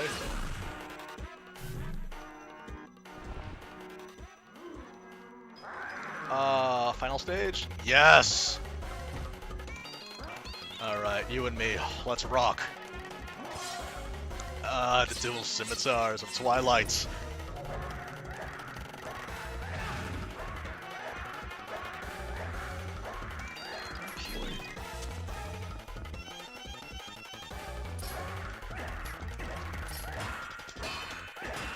Curious, actually, how's this work?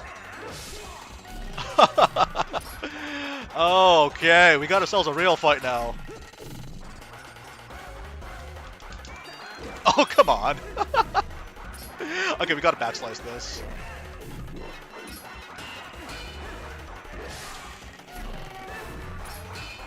Oh man, I actually forgot how fun this fight was. This is so good, what the heck? Wait a minute, Twilight Princess can have good boss fights? Since when did this happen?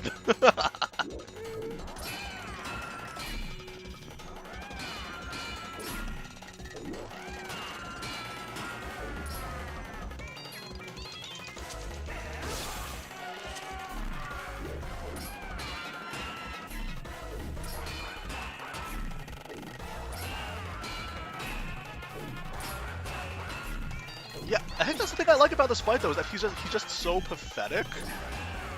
And he's just desperately, but now you're, like, outclassing him as a swordsman, which is awesome. Compared to Ganon, where he thinks he's so good, but, like, you just easily beat him. You just let him wear himself out on you. Okay, you know what? I like that a lot. I like that a lot. Yeah, okay, no, this is my favorite fight in the game, then. I know I have a pretty, like, I have a bone to pick when it comes to Twilight Princess boss fights, but this is the good one. You can consider that one of, like, 3 good ones. Do you guys want to see her murder someone? Yeah, let's watch her murder someone.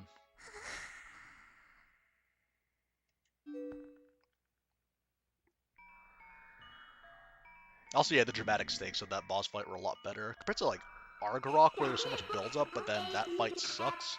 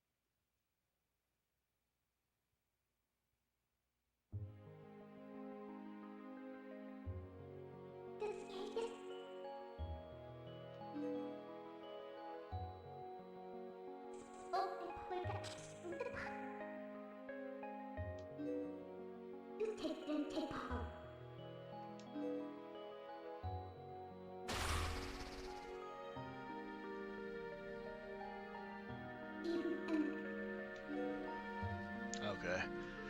I want to do Cave of Ordeals again. With the upgraded version. But that's okay, we'll get there when we get there. I think that's everything. Alright. That was an interesting dungeon. I barely remember it. And the thing is, too, because I think the last time I played that dungeon was like in Twilight Princess HD, and we played on hero mode where everything was swapped around. So this was a treat. Oh man, we haven't saved at all since we began the stream. That's like an hour and 50 minutes worth of progress that we could have lost.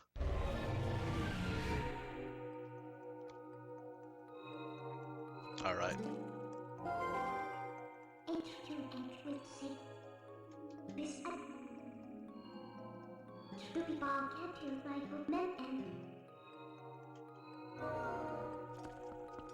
Alright. Oh boy. Also, Markman, how you doing? It's good to see from you. Hear from you.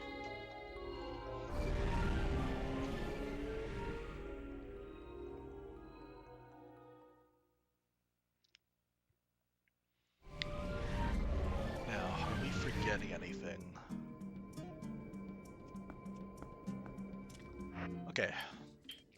The last bottle. Where do you get it from? Oh, you have to get it from the. You need 20 postals from Giovanni, right? Oh, we could actually go for it. Okay, I'm trying to think. Like, when was the last? Where can we find a postal on short notice?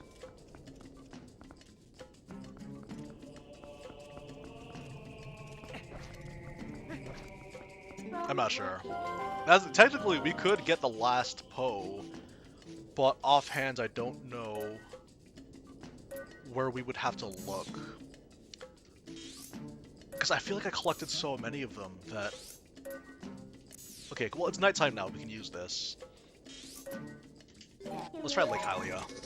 Okay, we'll quickly look for a postal, and if we can find one in Lake Hylia, then we can get the extra bottle, and then that'll give us the Gamer Girl bathwater. How about that? Oh yeah, it's exam season for most of you guys too. Good luck, everyone. Bingo. There it is.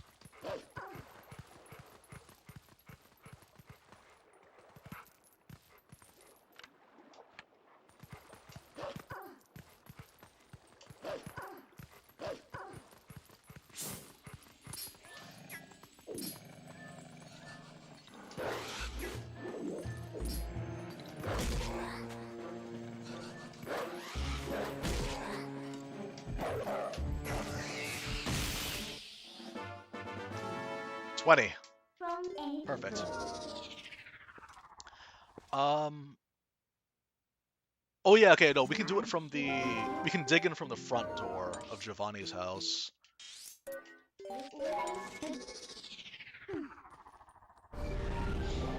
Okay, but yeah, that's gonna be everything that we need, because after that...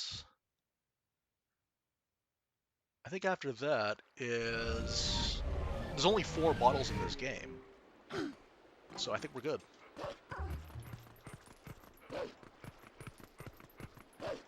No mailman? Okay.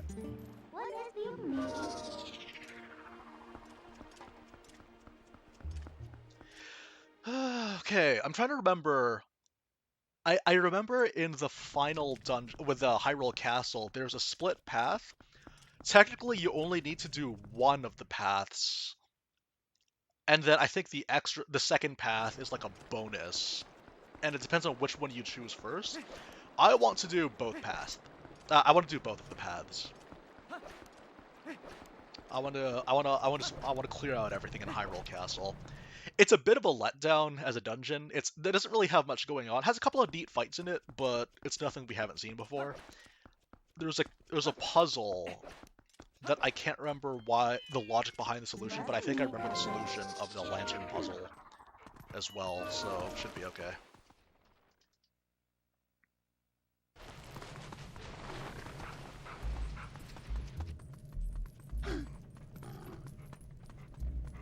Oh man, look at all these. We got these goals from the Three Houses School of Textures. Three Houses gold coins!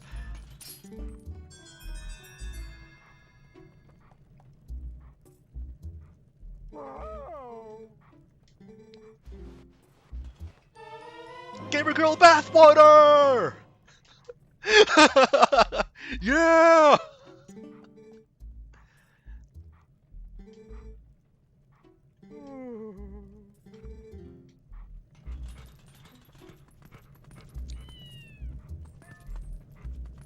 Oh wait, hang on. Let's talk to this cat. Gangle. Huh.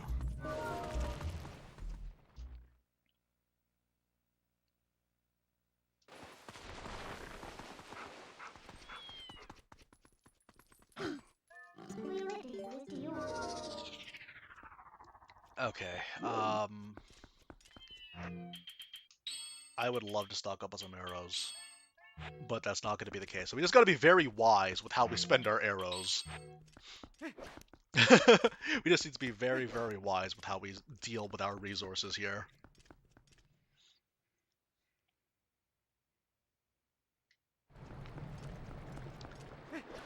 Ah, it's fitting. We're going to be doing this battle at night.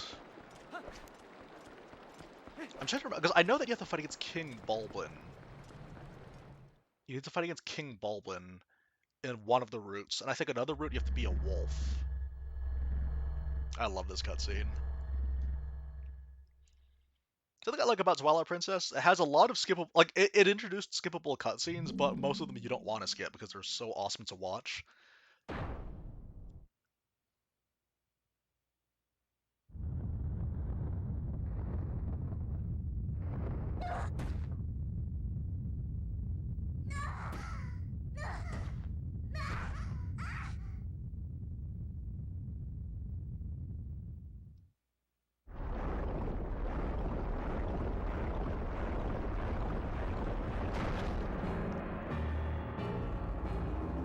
That's so awesome. It becomes a kaiju. Also, that reminds me, there's a fan theory that the Twilight are the same tribe or race as the people that created Majora's Mask and used it in their rituals. Because of the apparent design similarities.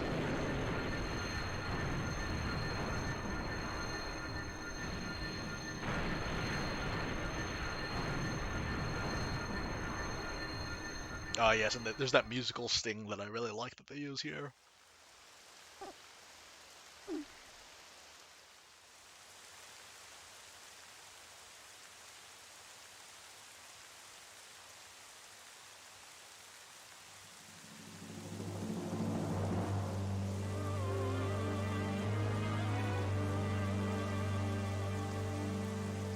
Alright, the Hyrule Castle theme.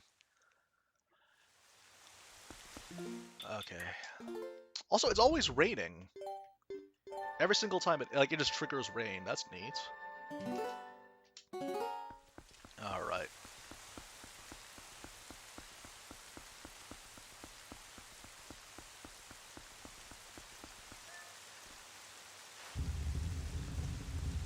Here we go. We go left or right?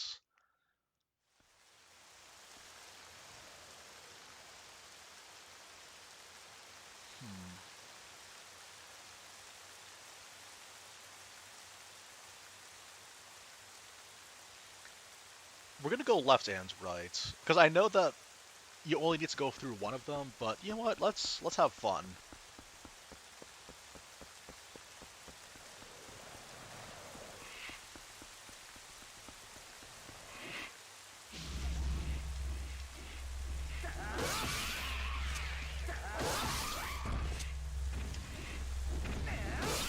I don't want to use up any arrows, man.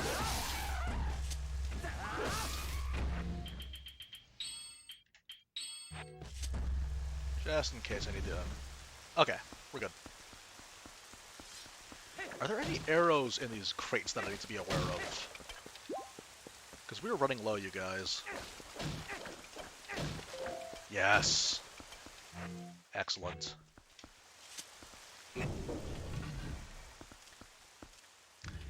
Is this the graveyard or the battlefield? This appears to be the battlefield.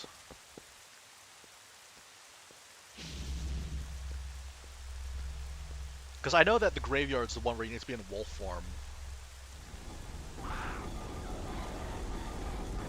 Gentlemen, start your engines!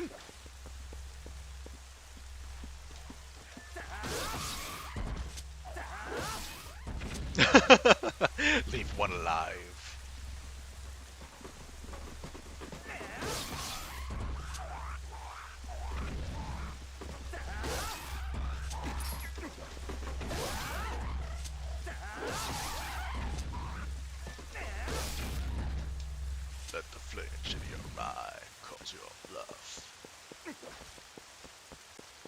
Okay.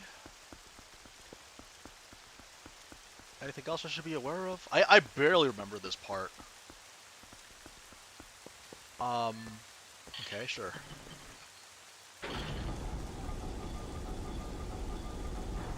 Like, I don't remember how to do this dungeon at all, so... Except for the graveyard. I feel like I should remember where all the graveyards are, because I've done so many of those in my life. Across the Zelda series, there's always a graveyard. Alright, Bulblin. Let's make it count. Ah, isn't that a coincidence? I've come to play too.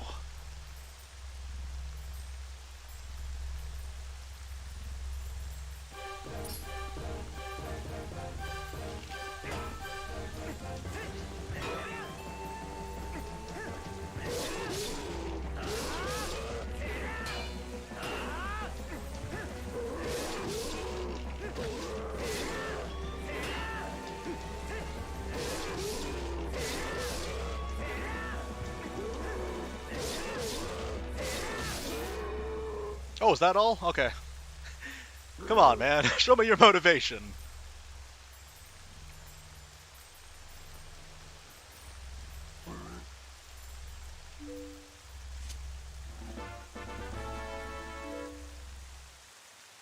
That was really anticlimactic.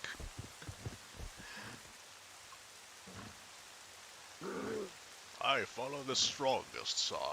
That is all I've ever known.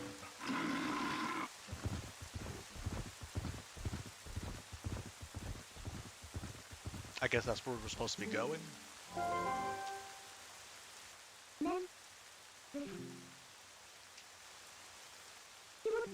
He spoke. Oh, Midna. Okay, what do we got here? I'm trying to think of, like... Because I feel like there's something on this pathway, but you know what? We took left first, so we'll also remember that if we need to come back here. We'll turn left again just to make sure. Wait, on the way back, just to make absolutely sure. Because I feel like there's supposed to be something in here. I'm probably just wrong. Yeah, I'm wrong. I'm wrong. Okay. Fair enough. Yeah, think about the King Bulblin. Clearly, like, he was designed to be double hit with all of your spin attacks, so that's part of what makes him so easy. And again, in this game, like, in Twilight Princess, the spin attack is, like, the most powerful move that you have. Like, if you're not doing moral draws, you're doing spin attacks. It's basically like sneak strikes, except much, much less effort. 40. Excellent.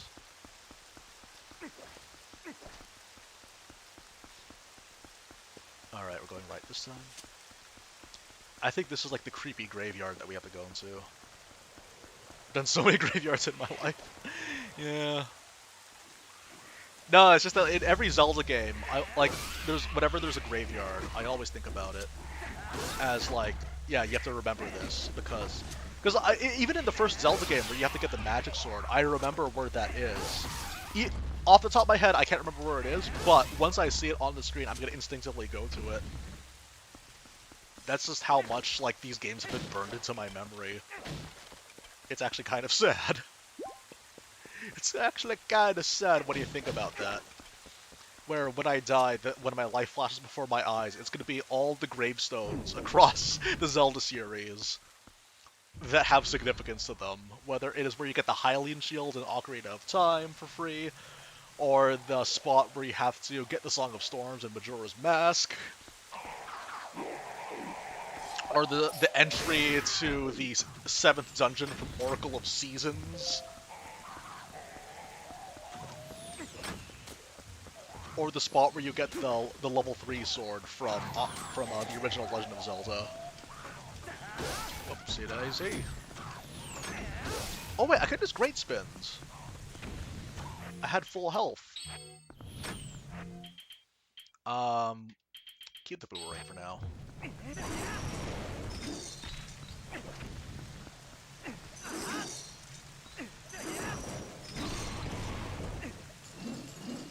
Wait a minute. So if I hit them with that... Wait a second. So what? I guess it's because they're higher. Because I was thinking to myself, in the Cave of Ordeals, if you break these structures, the bulblins will be just fine when they fall to the ground. But then I guess in this game, it's much higher up, or at this stage, it's much higher up, so they'll die. No, that's the thing though. Like graveyards in Zelda games, like gravestones with special significance, those tend to be like a staple in the Zelda series.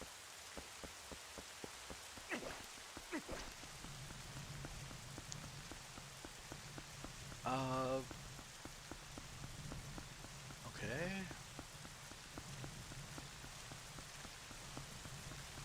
Alright, sure.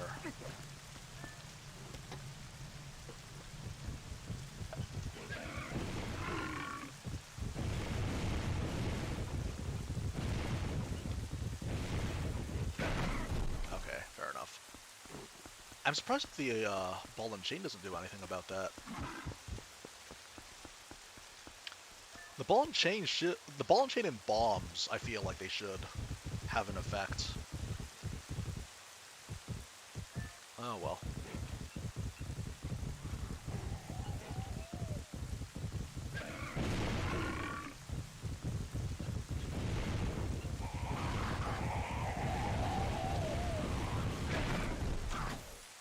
Oh, right, this puzzle. Do I remember how to do this?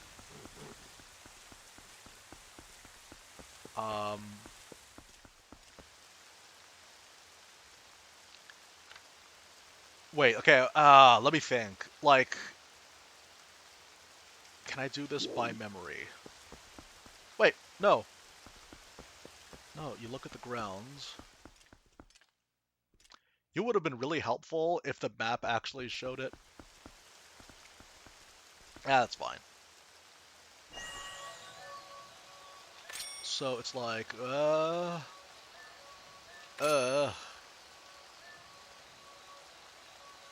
You have to hit all of them, right?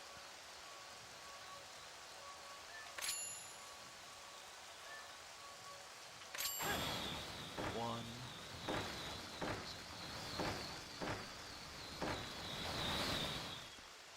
No, not quite. How did I do this again? I think it's like this.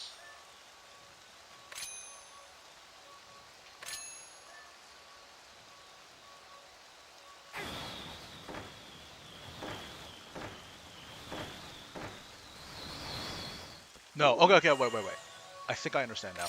So it's like this, this. Oh, what? 5.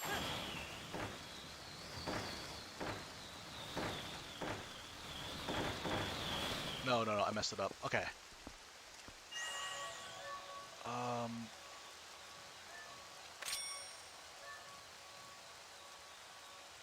The entire Breath of the Wild map is a graveyard? Yeah, for whatever reason there's skeletons that pop up everywhere. Go.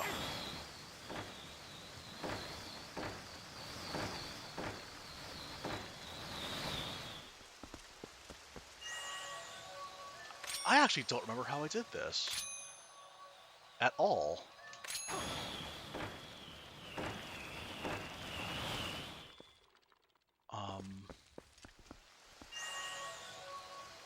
Am I supposed to like, because there's a Triforce etch on the ground, right?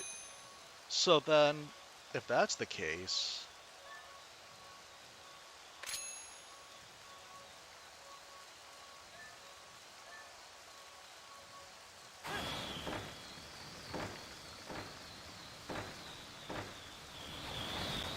No,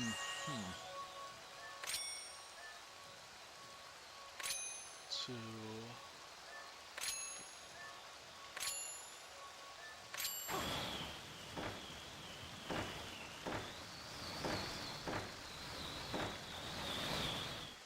No, I really don't know. I actually don't know what I'm doing here.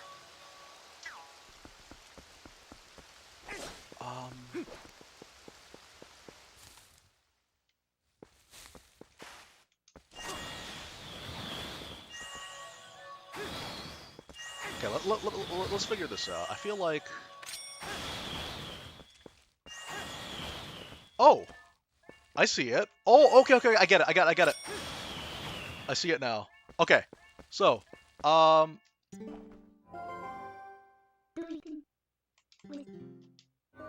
Okay, sweet. Okay, so, okay, I get it. That's neat.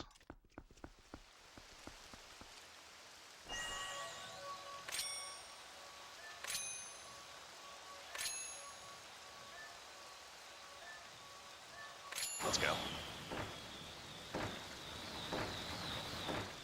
There we go. Okay, that's a neat little environment puzzle. I totally forgot it existed. Man, I don't even want to think of how I did that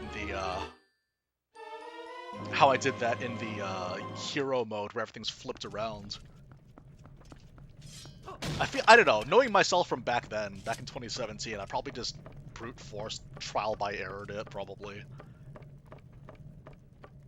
Alright. That feels nice. To see a puzzle that you don't recognize and then solving it, it's a nice feeling. It's a rare feeling. What do we got? Because I swear, I know that there's a graveyard section, but it actually might be inside. It might actually be inside the castle grounds. That's okay. We got ourselves a map. We didn't really need to get this.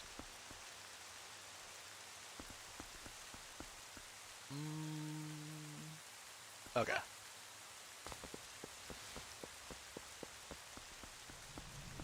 I will say, though, like, it would have been nice if the Triforce sign was apparent on the ground.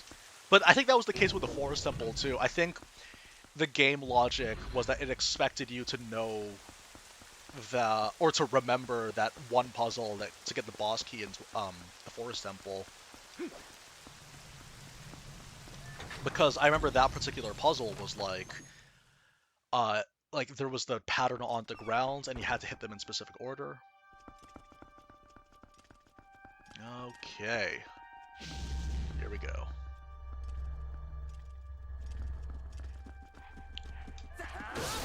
It's the end of the game and they're sending me bokoblins. Can you believe it? Alright, Los Alphos. Ow, ow, ow. Don't do that again.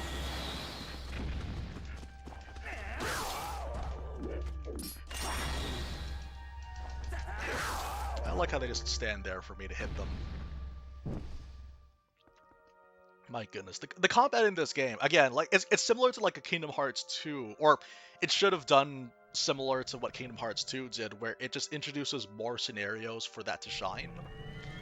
Because that's the thing, this game has all the components that it needed in order to have a really fun combat system, but it felt reluctant to introduce new or even more challenging combat scenarios, which is why most of the fun stuff tends to happen in the late game or the Cave of Ordeals.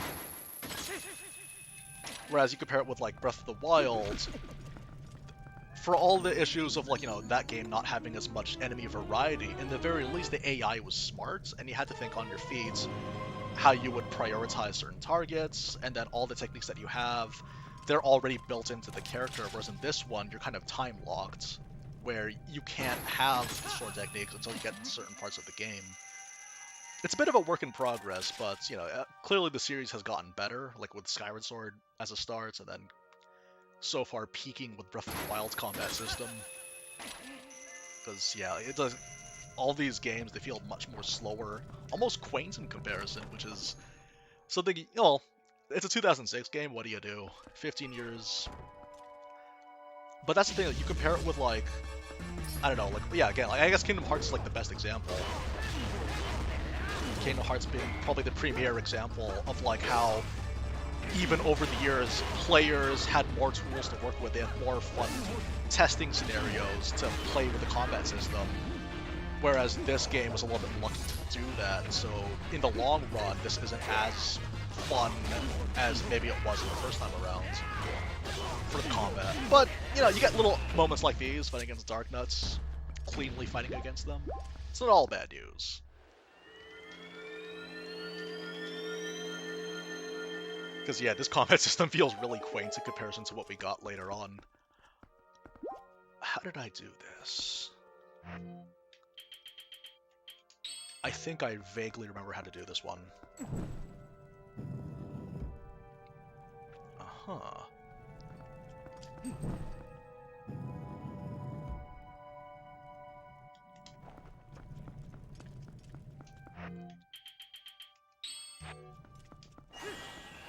Because that's the other thing, too. Like, given time to develop... Oh! No. I remember now. Because given time, I think players would have been more keen on experimenting with the combat system, but there's only so much that you can do. Simply because, again, the scenarios aren't there. But, you know, it's a work in progress. Got it. Okay, I remember that one. Do I go left or... No, I think right is the correct way to go, so let's go left first. I actually don't know what's in here. Actually, now that I think about it, a lot of this dungeon's layout is purely optional.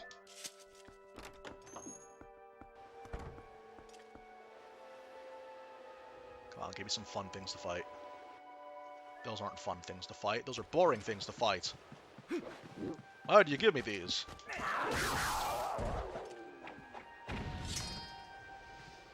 Okay, puzzle.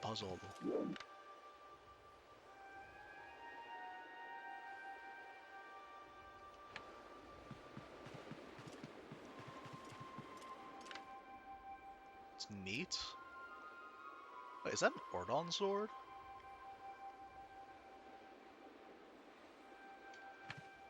Like, I hear a breeze. I feel like I need to climb out of the window, but you can't climb in this game. Alright, moving on. You know what? Yeah, you know what? Let's explore all the rooms. That'll be fun. Because we got plenty of time. It's only 2 hours and 20 minutes, and I still got energy to spare.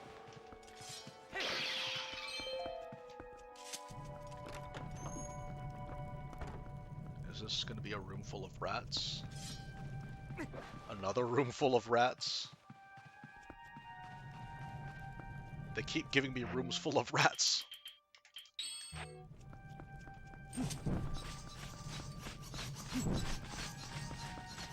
But not that this isn't interesting. Not that fighting against bats and rats isn't interesting, but come on.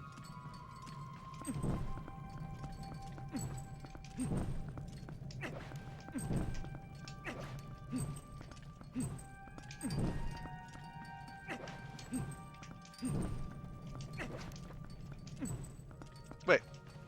Okay. Thankfully there's an oil pot nearby that we can take advantage of.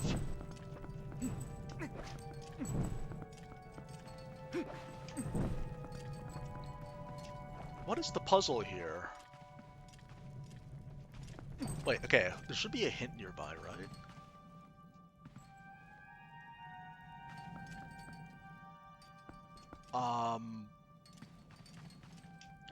Wait. Maybe that's a red herring.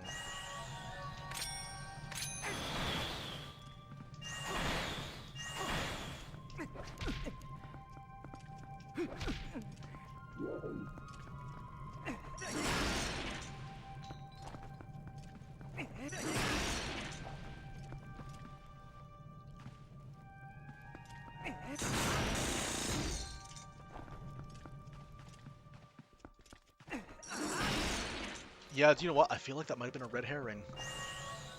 Maybe it's not about...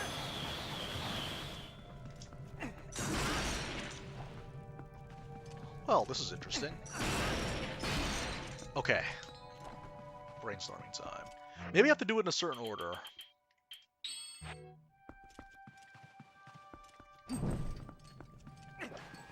So... No, not quite.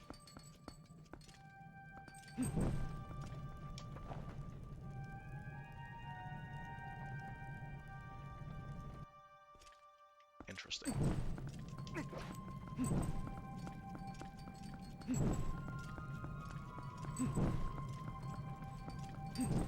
It's just futility.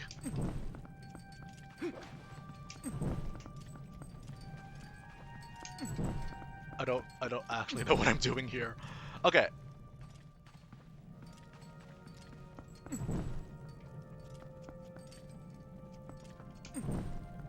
Okay, that goes out instantly. So, this one.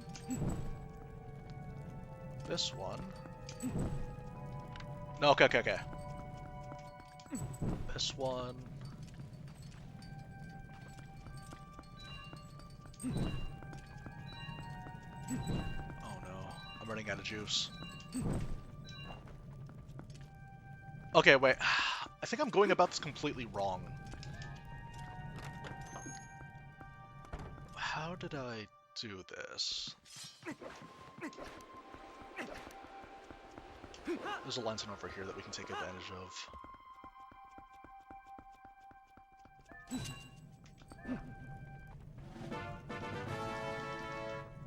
Yeah, I actually can't remember how to do it. This is neat. This is neat. Okay, try it again. The weird thing is, though, like, the logic has kind of inconsistent, because what's going on now is that I needed to use the lantern in order to... I needed to use the Gale Boomerang in order to extinguish a light, but then that kind of puzzle never really happens again. And if I try doing it here, it doesn't work. So it's a little bit... That's kind of the weird thing about it for me. But whatever, it's fine.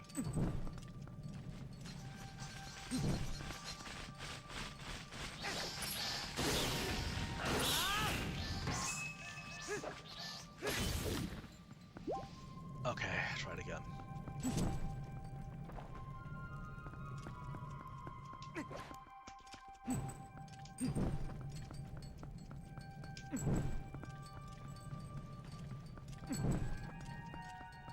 Nope. What? I actually can't remember how to do this one. Okay, let's look for a visual hint. There should be something around here that helps us, right?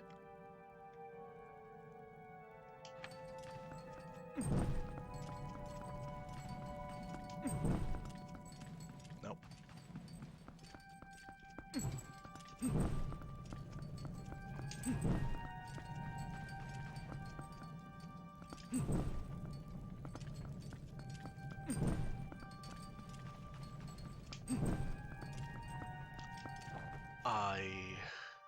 I actually have no idea. Hang on, let me just look this up.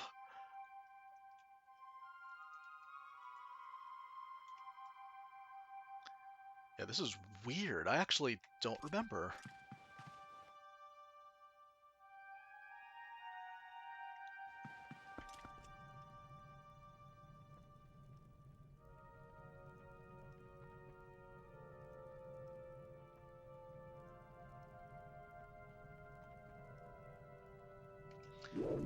So it just has to be a specific order, right? Because some go out in different times. 2, 1003, 1004. This one definitely stays out the longest.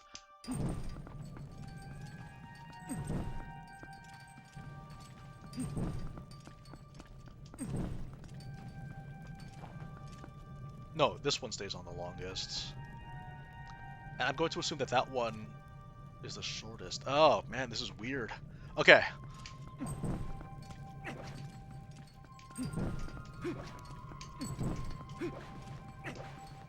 There we go. Okay. That's so odd. Basically, each of the torches, they start off at different times, or they go out in different times. And you have to go from the one that lasts the longest to the one that's the shortest.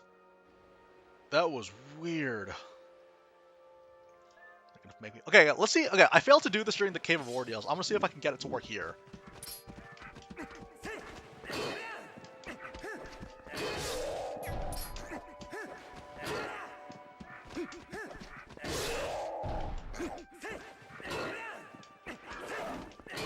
Just backslice this guy until he's dead. This combat system's so weird sometimes. Yes!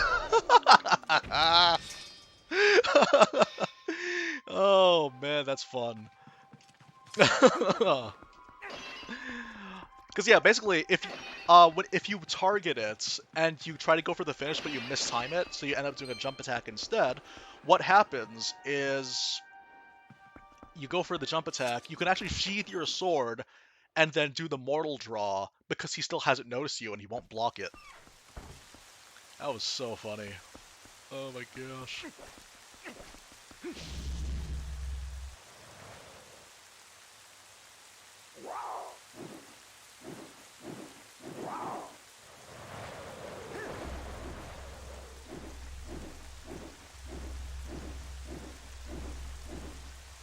Oh, okay.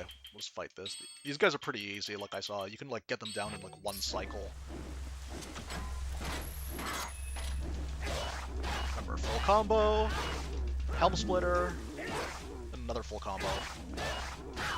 Easy.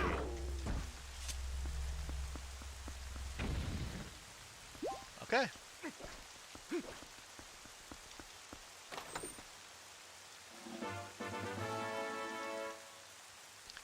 Okay, this is the small key that we need. I think the next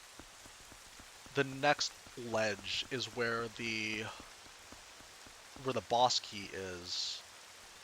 Okay, sure.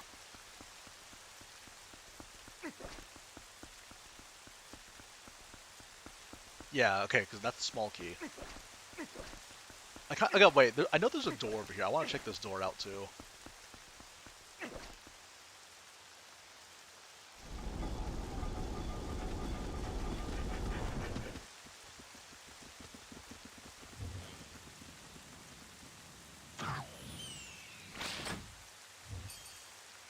This part's pretty neat. Sniper!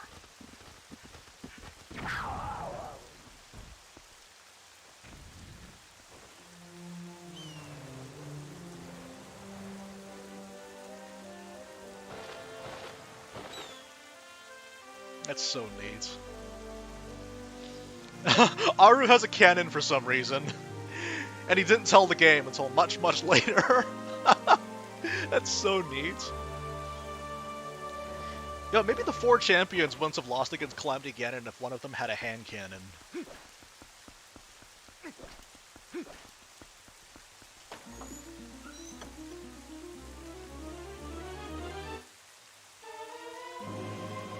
Okay, this is it, you guys. This is it. We have everything we need. I know exactly how this final stretch goes because I've played this final stretch so many times. There is the final treasure room, which I thought was a neat little thing that they had. They have the treasure room that if you get the other small key, you'll be able to access it, but it's not 100% necessary. It's pretty similar to most final dungeons in Zelda, where there's actually a lot of treasures that you could potentially get, but if you want to go straight for the final boss, you can do that. I know that was the case with Link Between Worlds as well. Thank you, my ghost soldiers.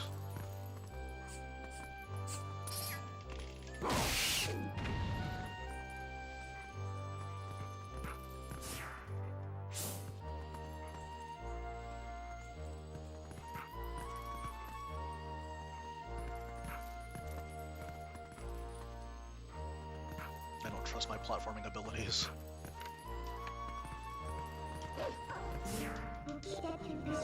Here we go.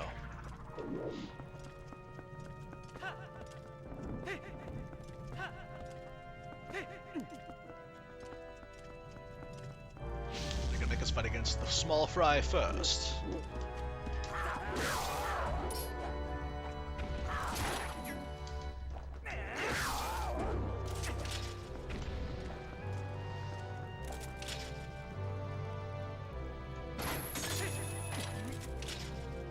I should have waited both of them to bunch up together, then I would have been able to.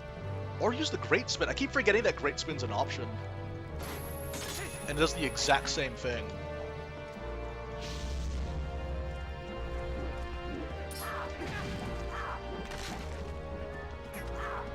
Wait, speaking of great spin.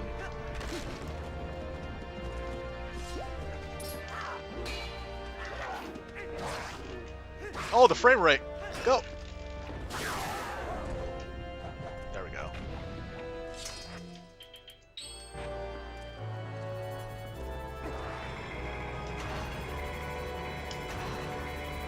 Perfect timing! And they're gonna make us fight against a single Dark Nut. I think there's only one other scenario where they make us fight against more than one Dark Nut, and that is the optional room that I totally forgot how to get to. And of course, the Cave of Ordeals. Come on, let's dance.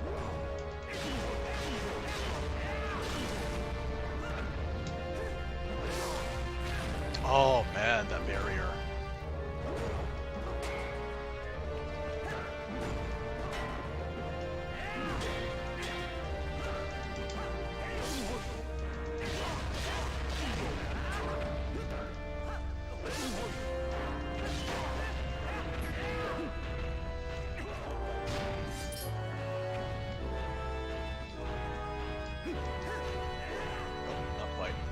Enough.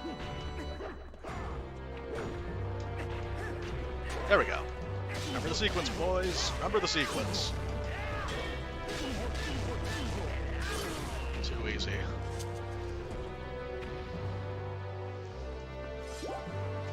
Oh, is the volume okay for you guys? I know I haven't asked this, but no one said anything, so I don't know. I'm going to assume it's okay. Because I quite like the music for these final battles. Okay. Final stretch. I think... Oh, do you know what? I might have... Oh yeah, I think I used footage for this in one of my earliest videos. I think it was like this particular spot specifically for my videos about how much... Yeah. it was like me being very, very critical of the combat systems of older Zelda games like this one. But, you know, they all try to be their own thing. You can't fault it for trying to be something that it's not. Or sorry, you can't fault it for not trying to be something that it wasn't trying to do in the first place. Okay. Time for the Dead Man's Volley. Yeah, I'd say that, like, while I don't really like the boss fights in Twilight Princess that much, the 5th boss, Zant, and the final bosses are all quite good.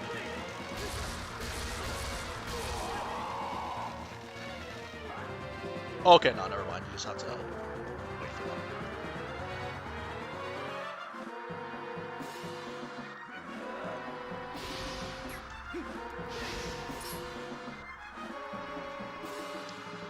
This is just a big waiting game, but at least the music is nice.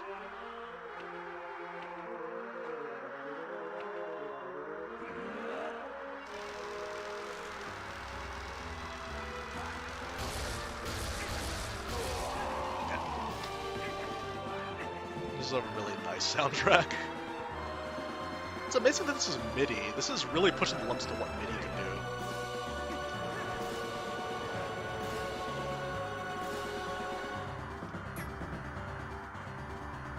Come on, 3rd hit. Oh man, you're stalling for time now, Ganon.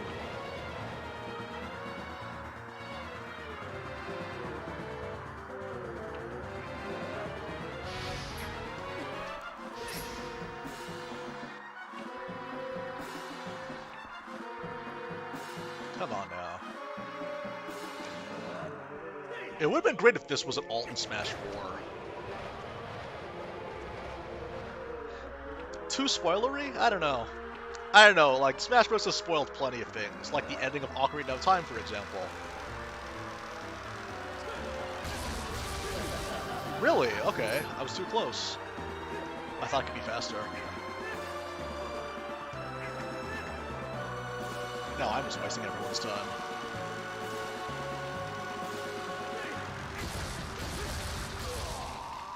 I had to be faster.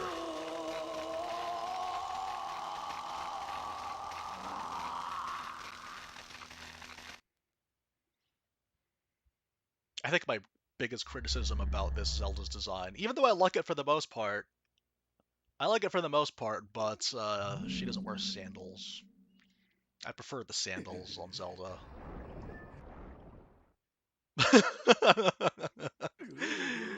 Suddenly all the energy just left the room.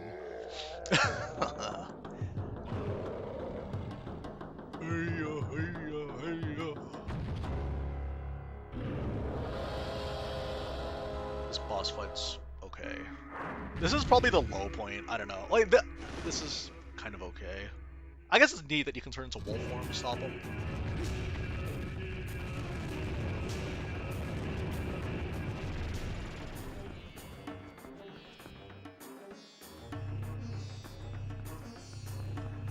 Oh!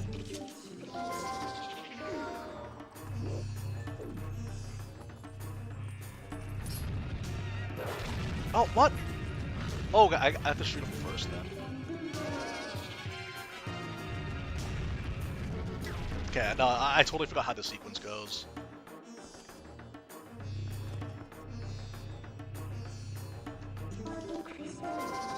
Do I have to shoot him, or couldn't I just wrestle him? Wouldn't that be the exact same effect?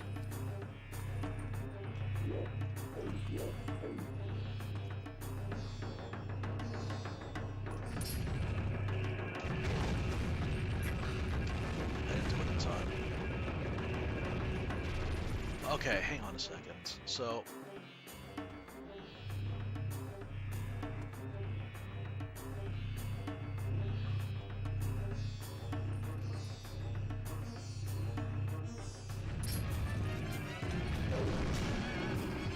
there we go.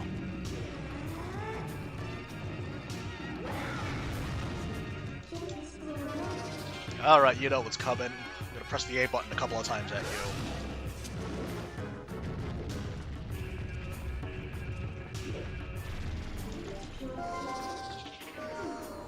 It is neat that Ganon goes beast mode, but Link also goes beast mode. It's a nice comparison.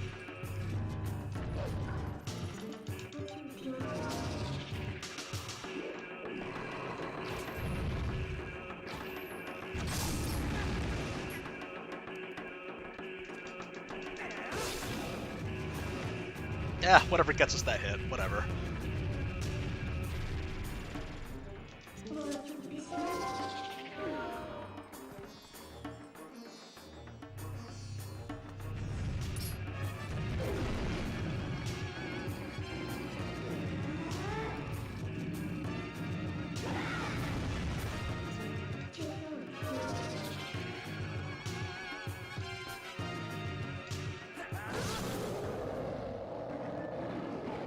Actually, I quite like this cutscene that's coming up, so we're gonna watch this one. Actually, all these final cutscenes are great. We're gonna watch all of them. I haven't seen these in a while.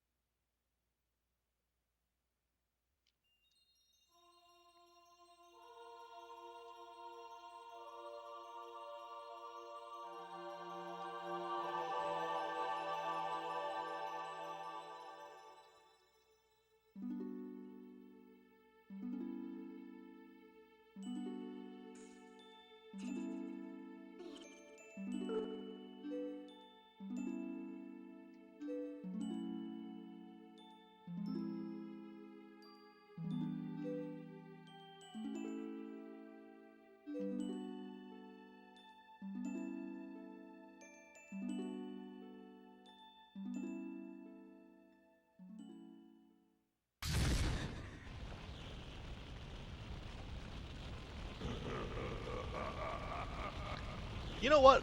I'm not going to use the fishing rod. I know I did that last time, but I won't use the fishing rod here. We have plenty of healing as it is. We can make as many mistakes as we want.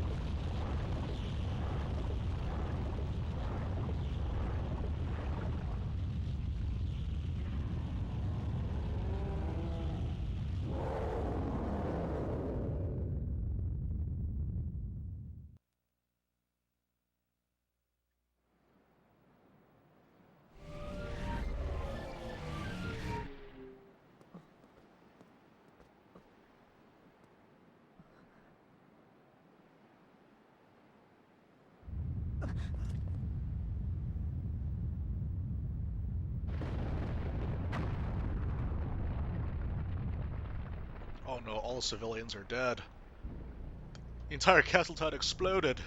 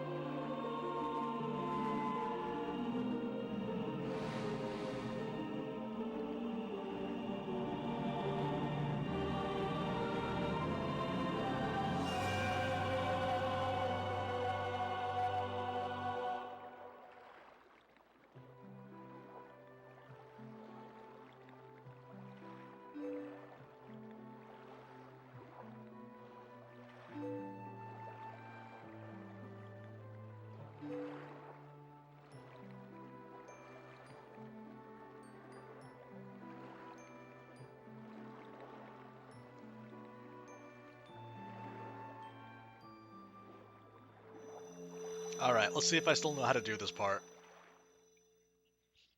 Hopefully I don't get knocked off my horse too much.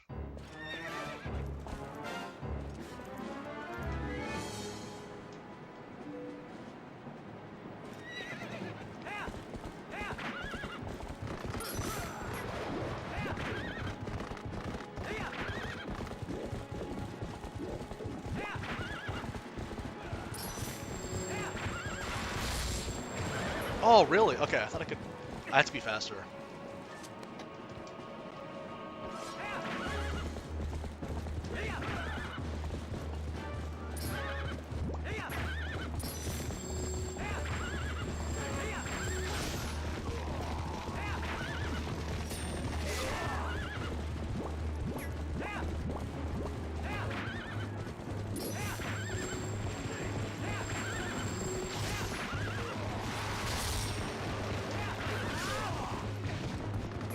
I have to stay. I don't know if I can hit him multiple times or not, so I'll just focus on the spin attacks.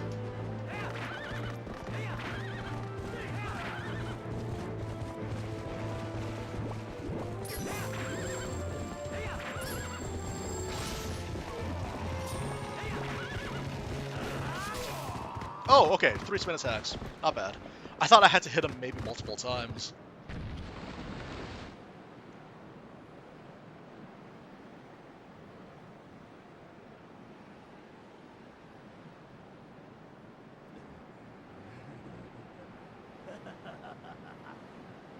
Get it? You're doing really poorly today.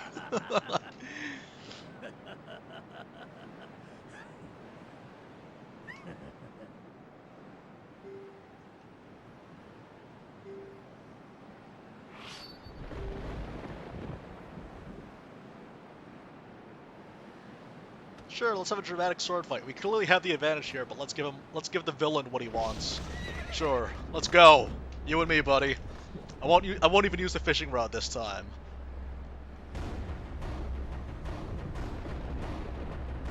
Stark Lord Gerdendorf.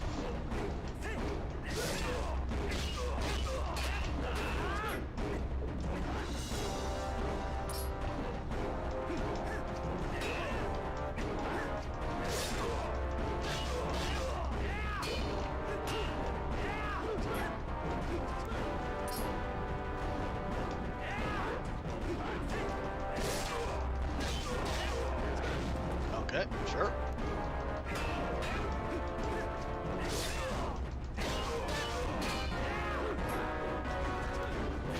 Oh, sorry. I thought I was closer. I thought I was further away from it.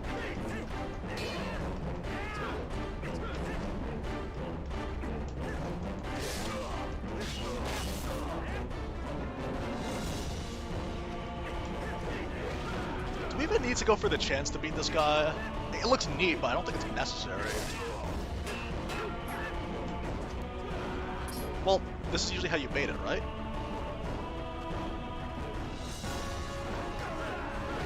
Okay, never mind.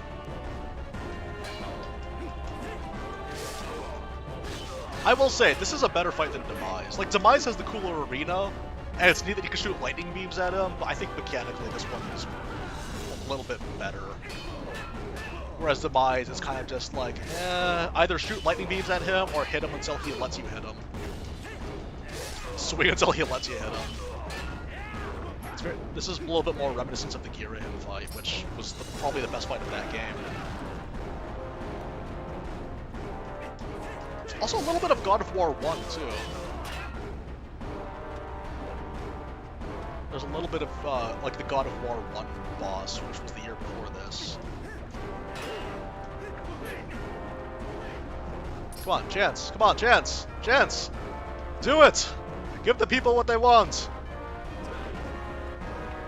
Give the people what they want, Ganon! Okay, fine. Fine.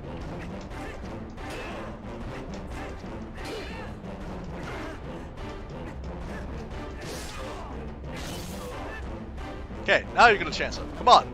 Come on! Okay, maybe he has a lot more health than I thought. Okay, you know what? You don't even deserve to live, Ganon. You don't deserve to have a cool moment. You requested this. You requested a cool epic sword fight at the end of the game, and you're not even letting us have it. Come on! Never mind, maybe Demise is better. Maybe Demise is better after all. Because at the very least you can shoot lightning beams at him.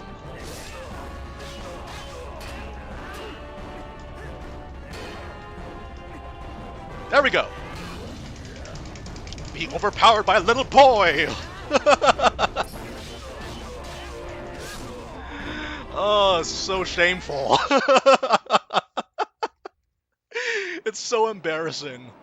Like, with the Zed fight, he's clearly, like, pathetic and struggling to win, and is very evident with the way he fights, but then Ganon, he thinks he's so good, and you just saw how easily he was bested by a small boy that herds goats. That's our villain, ladies and gentlemen, the King of Evil, Dark Lord Ganondorf. Please like and subscribe. It's so shameful looking. It's cool though, like, honestly, it's neat.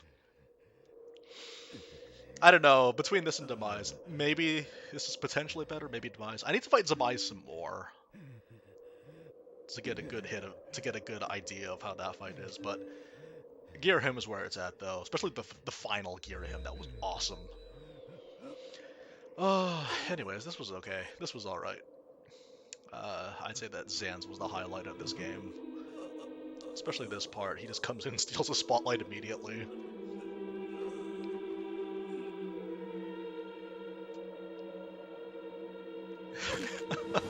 I'm just thinking, like, the entire time, it's so epic looking, and then you just see this little boy wrestling this giant, like, this 9-foot tall behemoth of man, and then killing him instantly. I don't know, because I think it's also because with Wind Waker, that's literally what happened, but I guess the way that it plays out is a lot more melodramatic, whereas this is like, I don't know, they were trying to go for big and epic, but it ended up looking really funny. Unintentionally, but it's fine. I'm just thinking, like, because, like, there was no point at which Toon Link was wrestling Ganondorf to death. He's just more agile than he is. That's all it is. Like little Link is outmaneuvering Ganondorf, but it makes sense. Whereas this is like a contest of strength, and yeah, little 16-year-old boy decides, I'm gonna overpower you.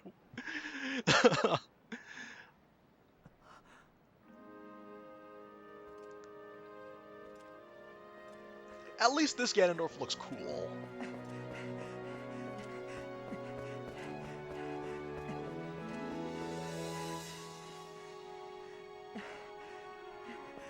Ah, yes, the second most powerful character in Hyrule Warriors.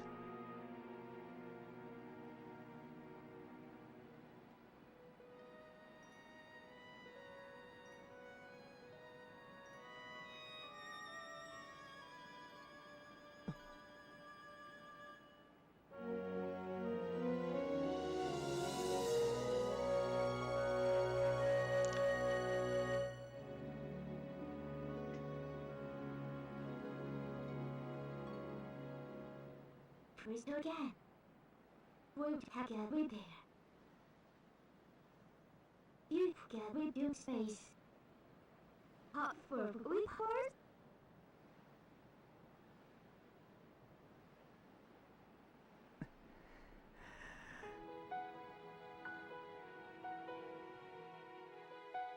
Okay, that's Twilight Princess. Oh, yeah, I know, that's the thing. I think the thing about Demise from Skyward Sword and Ganondorf from this game is that, like, they start off really promising with all the spectacle, but they're clearly eclipsed by the villains that came before them, because they were the villains that we were spending the entire game looking forward to fighting. Because in the case of Skyward Sword, Girahim was the height of that fight. Like the Girahim fight, the final Girahim fight was amazing. And it felt like the entire game was leading up to fighting against him, but then we have to fight against his master. Then in Twilight Princess, we're meeting Zant, and the fight against Zant is like, yo, we're building up to fighting against Zant. But then we beat him, and he's the highlight of the game, and then we have to fight against Ganondorf, who's just like... It's not the worst boss fight in the game. In the very least, you can have a sword fight, and you can draw it out if you want to. It's not miserable like other bosses in this game, like Argorok, but... I don't know, it depends on what you prefer. Do you prefer wrestling, or do you prefer lightning beams? And both of them are okay. I don't hate either of these. I don't hate Demise or Ganondorf in this game. They're kind of just like, eh. They're clearly not the highlight of the game. Because, like, both narratively and mechanically. Oh, man, this is a good game. I love this game. I rip on it a lot, but I love this game. A lot of great moments. This and Wind Waker have a lot of wonderful moments that'll stick with me for a very, very long time. But yeah, this game came out in December 11th of 2006, 15 years ago. And I'll never forget buying this game, and I had to go to a Christmas party that I didn't want to go, because this was back in the day when I wasn't allowed to play video games on the weekdays. I could only play on the weekends. And I was super, super excited to play Twilight Princess, because I was waiting for that game for, like, I want to say, like, 3 years. Like, whenever they first announced it for the Gamecube, the new Zelda for the Gamecube, I think I was looking forward to it. And, yeah, super looking forward to getting this when it finally launched, and I wasn't able to because I had to go to a Christmas party. Like this is a memory that's like seared into my brain because my friend had a PS2, and he was playing Devil May Cry 3. I've never seen Devil May Cry before that moment, and seeing the combat system was like, yo, this is an amazing spectacle. And I was thinking, yo, I can make Twilight Princess like this. I kind of envisioned that Twilight Princess would be that massive a spectacle, so I'd play around a lot with the sword techniques and pretend that it was, you know, like a Devil May Cry-esque kind of action game. It isn't, but that's okay. It doesn't have to be. Not every action game needs to be like that. But I think in hindsight, this game, it has its ups and downs. Overall, the package is good. I feel like this is probably one of the better entry points for newer players. I see people criticize this game for being slow to start. I actually disagree. I actually disagree that this game is slow to start, because people that complain about that are the kind of people that just want to get to more of the same. Because the reason why people criticize the opening is because you spend a lot of time as a wolf and not as Link, or human Link. And a lot of people, they crave the familiar. But, like, the wolf levels in themselves are actually quite good, both in terms of gameplay and as a storytelling mechanic, because you're seeing all the stuff happening, you're getting a better context of what's going on in the world. That's how they tell you the story, to make you care about the world, so that you appreciate the Worlds of Light that much more. But a lot of people, they just want to rush to get to the familiar stuff. But that being said, though, all the dungeons are really, really good. With the exception of Hyrule Castle, but I feel like it was because they had to hurry up and push it out. They had to hurry up and push out this game, because, yeah, there's really much in Hyrule Castle. But all the other dungeons, though, I'd say that this has the best lineup in the series, at least for the 3D games. I'd have to look again for the 2D games, because that's kind of its own thing. Yeah. No, definitely. I think the best boss lineup. Oh no, the best. No, not the best lineup. The best dungeon lineup. Probably the worst boss lineup. Like, oh my gosh, the bosses in this game aren't that good. Especially in comparison to what came after. But even compared to what came before too. That's the other thing. It's not even just that. Oh, clearly they improved. But no, it also felt like a downgrade in some places where they really wanted to simplify the bosses. The sub-bosses, the midway bosses, are the best part of the dungeons, where combat is concerned. But puzzles were good, layout, the themes of each dungeon were really well thought out and interesting and unique.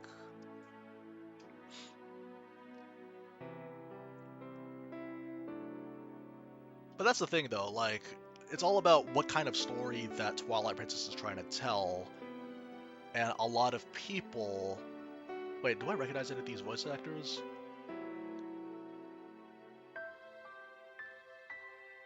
Anyways, so... I don't know...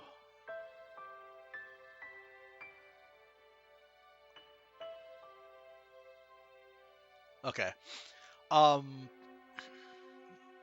But yeah, like, again, it's all about trying to tell a story. That's what games are, though. They are a means of telling a story.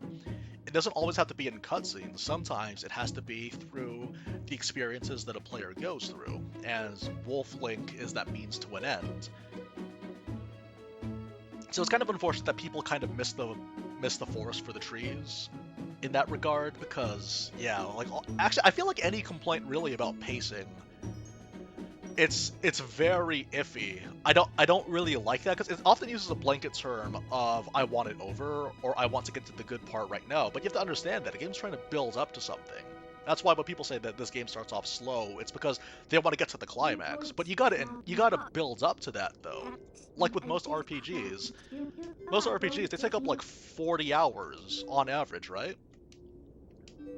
They take up 40 hours, and if the first 4 hours are slow, that's because they're building up, because the remaining 36 hours are rock and roll. And that's kind of the thing too, because people complain about games being too short, but I think the people that complain about games having pacing issues and being too short, they tend to be the same people, because it's always about getting to the good stuff. Then they get to a game that's just all the good stuff right out the gate, and it lasts like 10 hours, and they complain about the length because it's too expensive. Ah, man. Seeing Midna in this form makes me want to play Hyrule Warriors again.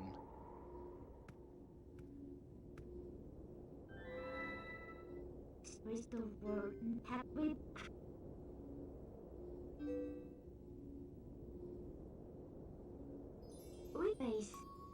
is her magic meter attack.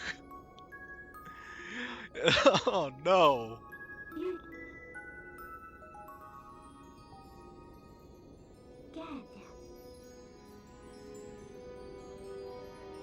This is literally her magic meter attack. When she runs out of MP, she sends out a tear.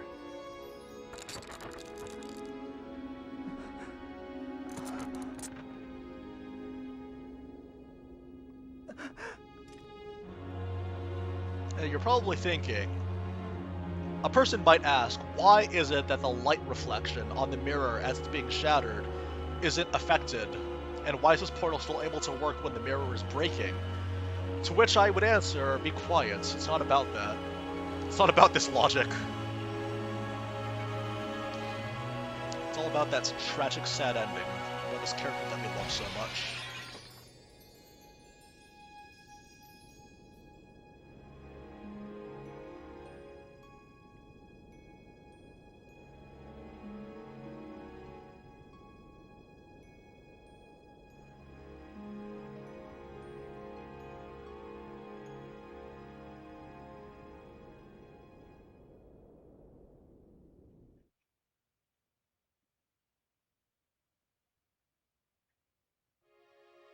But yeah.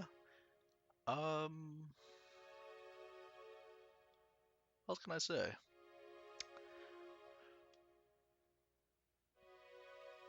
But yeah, no, this, I don't know, like, between this or A Link Between Worlds, those are the two games that are, like, the perfect jump-in points. Although, that's it, I don't know. I feel like any Zelda game you could really just pick up and play, make that your first one. Because for me, my first Zelda game was Oracle of Ages, and that's like the game that a lot of people don't really think about. Or like my first owned Zelda game was Wind Waker, and I have reservations about like I love that game, but it's kind of difficult to recommend it when they don't even start you off with the they start you off with the stealth segment, which not everyone necessarily likes. But who knows? Who knows? Maybe people are better than I give them credit for. But yeah, for the most part, there's a lot of good moments in this game that make it worth getting into. You know what's the crazy thing though? I looked up this game online for sales for the GameCube version of Twilight Princess, because the GameCube version is much more popular than the Wii version for a whole myriad of reasons that I don't want to get into. But yeah, the thing is, the the GameCube version, I think it goes for like $1,200 by now.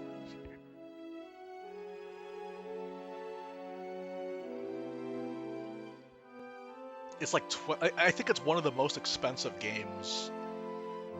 Well, I haven't checked. I haven't checked for Radiant Dawn. Okay, you know what? Okay, wait. Let's double check Radiant Dawn. Let's find this out.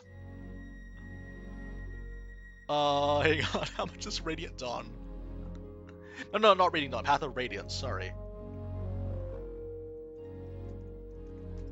How much does Path of Radiance cost? I swear it's like stupid expensive.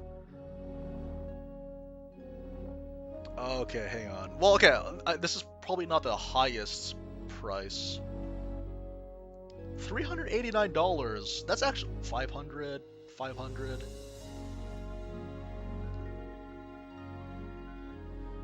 Yeah, it's like 500. I think the most expensive one that I can see on this list is $750 Canadian, which is pretty bonkers. But like Twilight Princess, I think it's like $1,200 the last time I checked.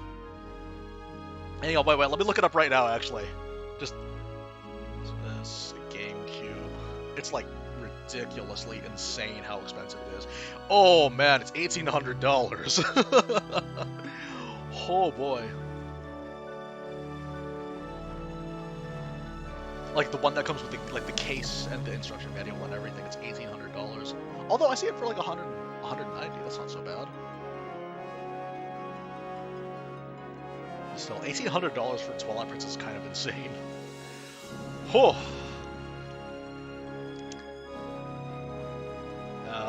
Yes. This is a wonderful way to end your game. The two angels from Xenogears.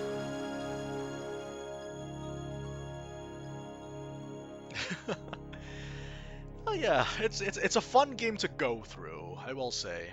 It's a fun game to even though like on its own, the individual parts of this game have its ups and downs. Some parts have clearly been done better before and after, but the overall package and the act of playing through this game, there's so many reasons why I keep coming back to this game.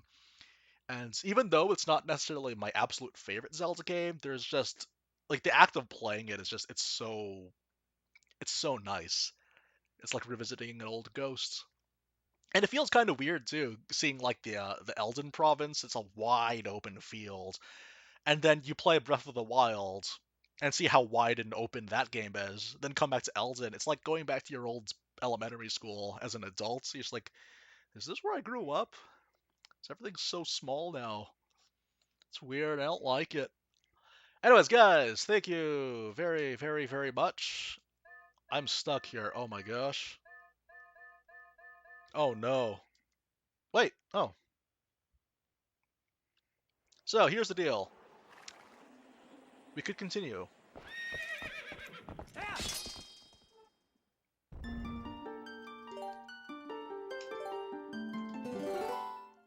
We're jumping back in. Do you think we can do... Do you think we can do the Cave of Ordeals again? Do you think we have time to do that? Man, this is crazy to look at. Everything's all complete. The only thing we're missing is the Hawkeye. The only thing that we're missing. What do you think? Should we just call it in for the day or do the Cave of Ordeals again? Because I love that thing.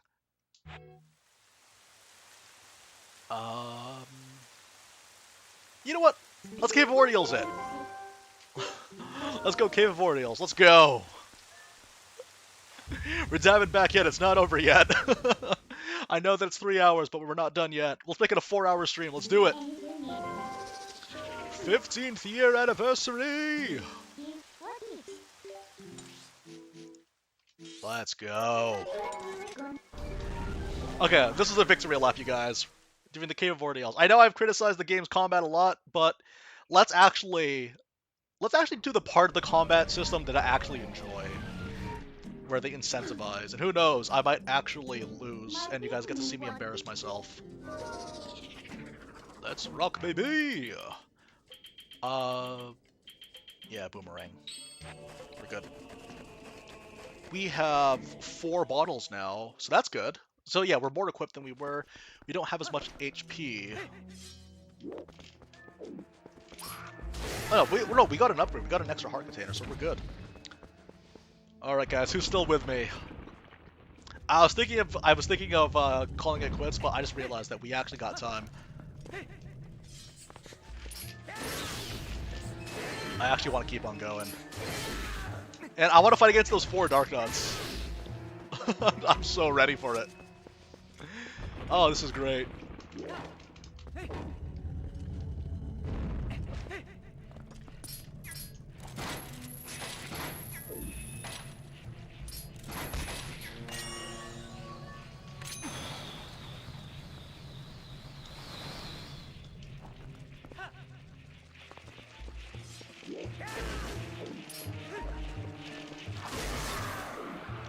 I almost messed up my input there.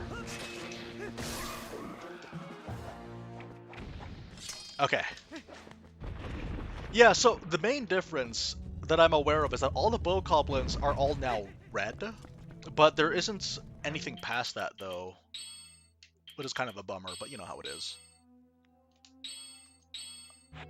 Yeah, sure.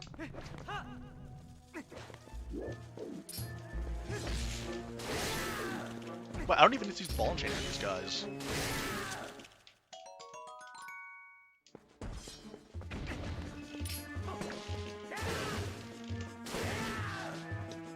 Well, maybe for this one, because he's blocking me. Okay. Yeah, I keep forgetting to use the Great Spin, but now that we have full health, we can keep that in mind.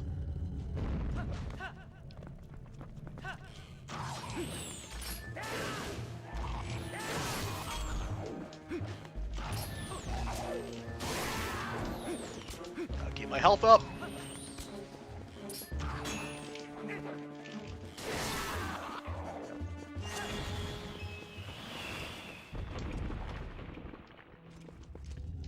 Yeah, we're doing pretty well so far. But I think this is where I lose my HP.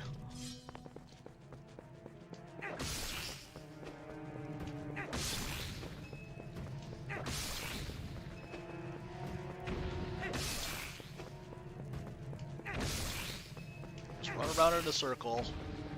Remember, if there's a circular room, take advantage of that. Keep yourself moving every single time. Move around in a circle.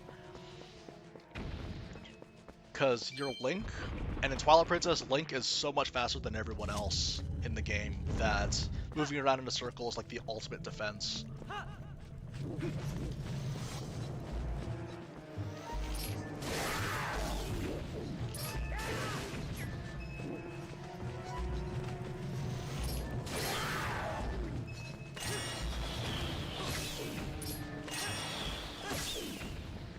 But goodness, it does get dark in here.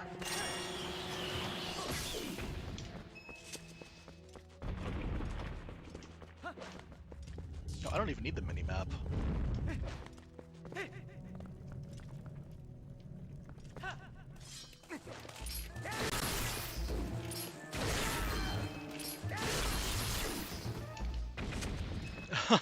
It's not nearly as as broken as the spin attacks in this game are. They're not nearly as broken as the one from A Link Between Worlds.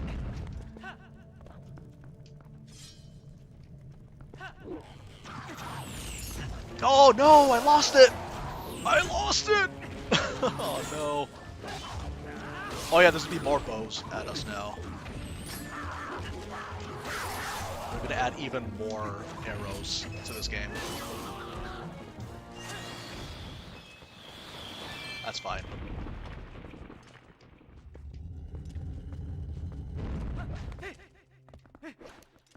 Honey, I'm home!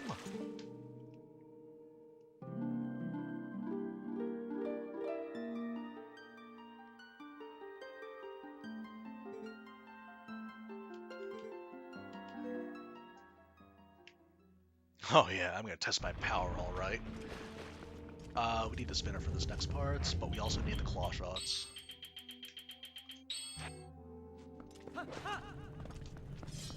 Here we go.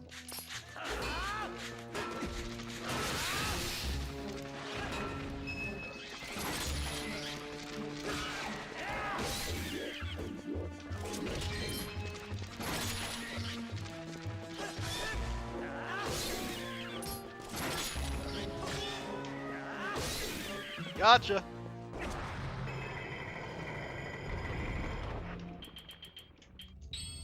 I feel like we're gonna need the ball and chain and the boomerang the most for this.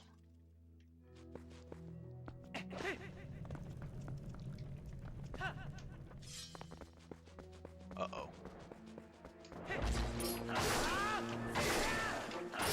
Don't let them converge. That's what they want.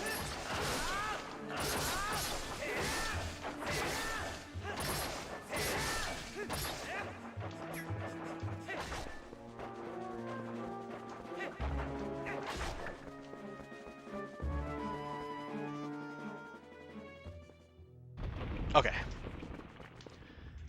Oh boy. Seriously though, after, again, like, comparing it with Trial of the Sword, in Trial of the Sword, there's so many possibilities for how you could go about dealing with these guys. Whereas for these ones, it's all pretty cut and dry. So, they're a lot faster as a result. So after getting used to Breath of the Wild, you feel really fast while playing this one, which is really nice. You have to leave him alive a little bit longer to let him home. But also, if you try doing it at point-blank range, it'll miss. Okay. They knew that those enemies were a bad idea, so that's why they're only going to be 4 in this entire dungeon. Who's next?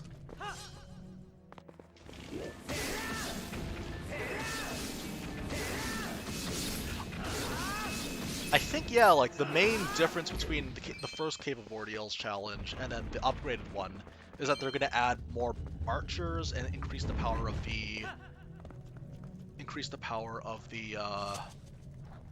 what do they call them? Bokoblins. And also add more Dark Nuts in the later stages of the game.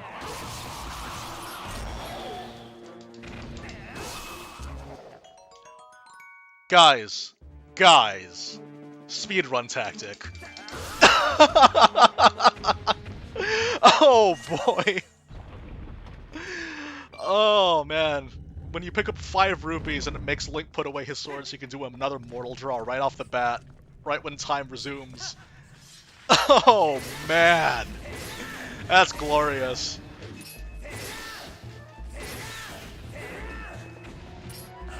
Because as soon as I saw him put away his sword, I knew what was going to happen. That is incredible.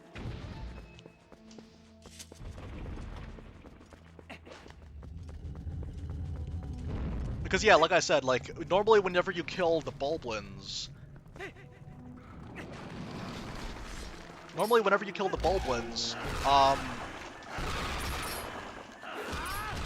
Link does that flourish, and it takes him a very, very long time to put away his sword, but if you pick up a blue rupee, he puts away the sword automatically.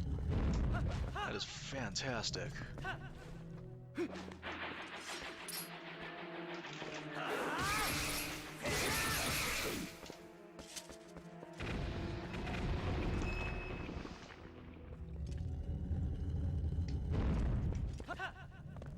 Do I go for the Chew Jelly? Again.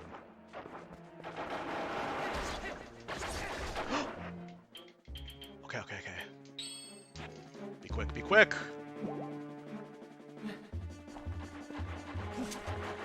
No! Oh, it was about to fade away!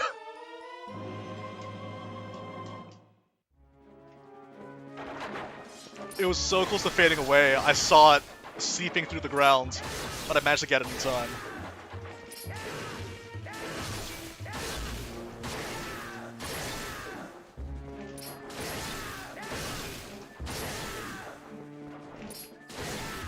That was so close. I almost missed the rare shoe jelly.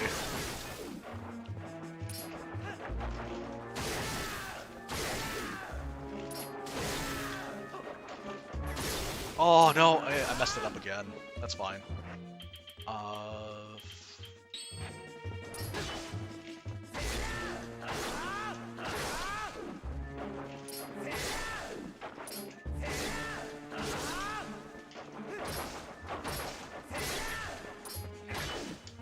Okay. Those choo-choos are annoying to fight against. And they get you off guard too. They can still do damage really quickly. It's almost like touch damage.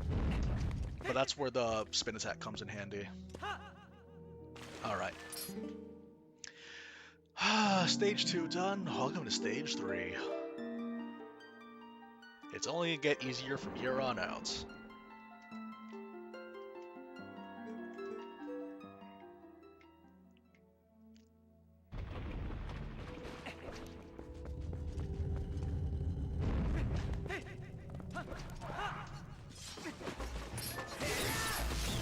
Oh, they don't upgrade these guys. That would have been appropriate.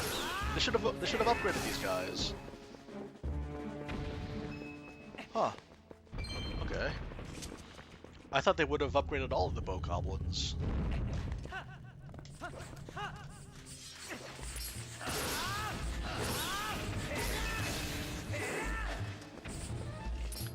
Okay, this is another place for us to get our hearts. We'll have to clear out the room first, though.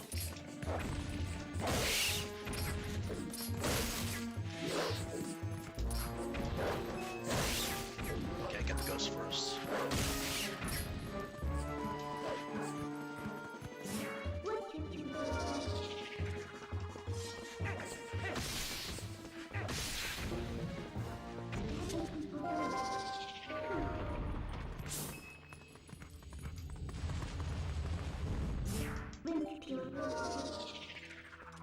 Doing pretty well so far. Honestly, I wouldn't be surprised if it was easier the second time around.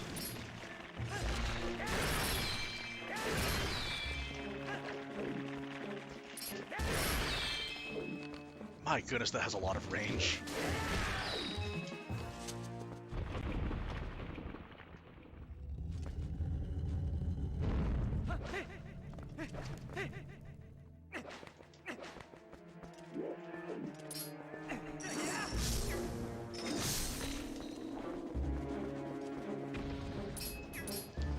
I think the room after this has an archer in it, so we gotta be careful. I think.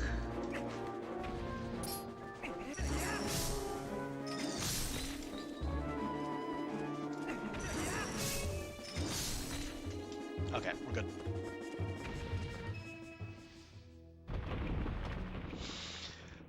Okay, archers. I knew it. Yeah, I guess that's the general rule of thumb, is that if there is a room with re-deads in it, it probably has archers in it as well.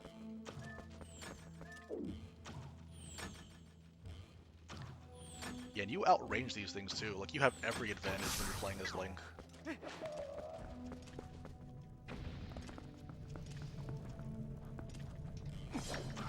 Oh boy, here we go.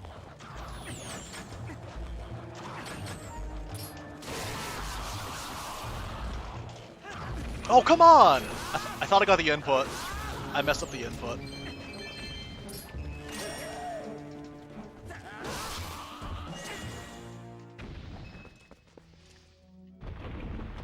If I got the input, I could have blocked the arrow. That's okay. This part's easy.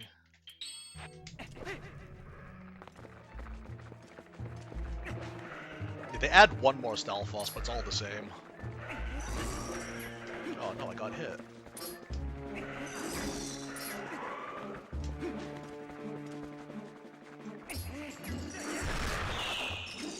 Got hit twice somehow. That's never happened before. Okay.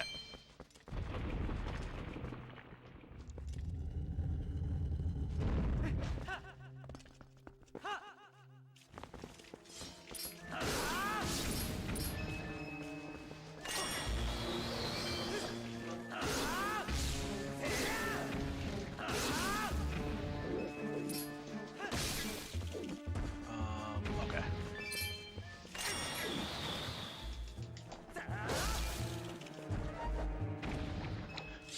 Oh, right, okay, fine.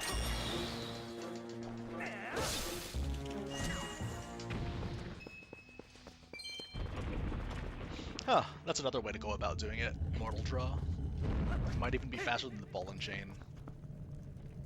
Here we go. Oh wow, they're quick to react.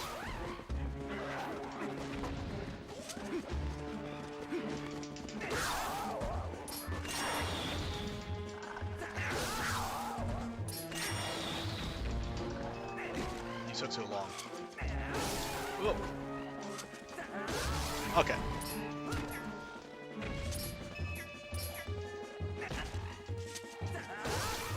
Okay. A little bit sloppy, but yeah, we'll get it done. I messed up my spacing on that last one. Stealthos, right?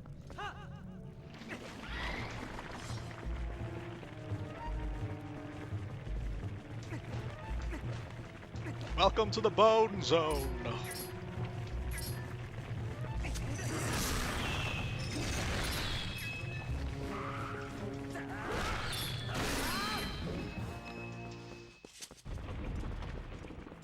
Yeah, this ball and chain, it's so destructive.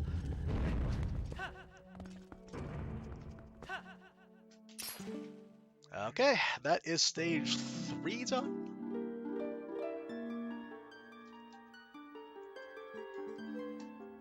Oh yeah, we're gonna need the arrows for this next room. I remember now. What's called the Beamos. Having a Hawkeye would have been very beneficial for this segment, but we don't have it. That's okay.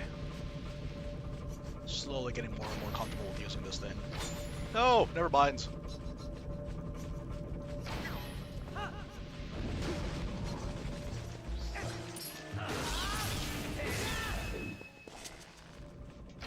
Ah, I thought I couldn't catch it.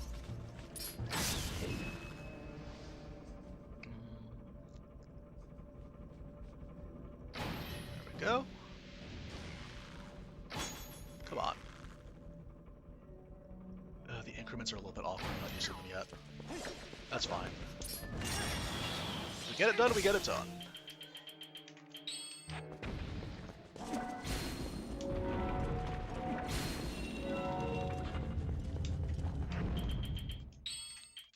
I'm trying to think what's waiting for us next.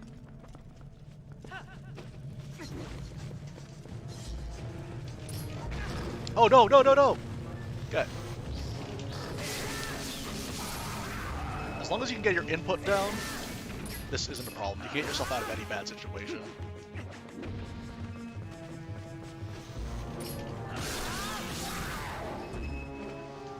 Yeah, they're like strategically placed.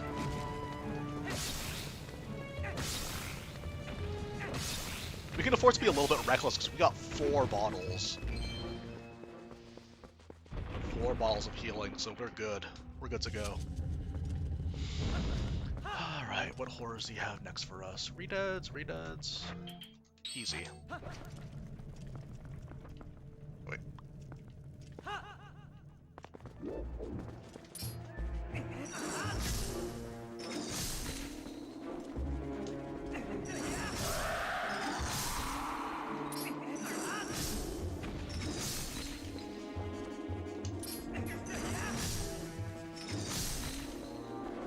Okay. Yeah, and there was no Poe to worry about either, so it was very easy to deal with this.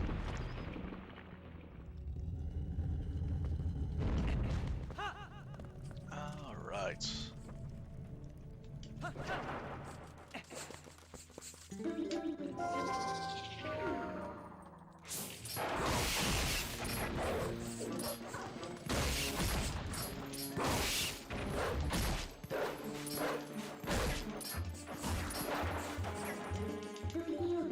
wait a spin attack for this one.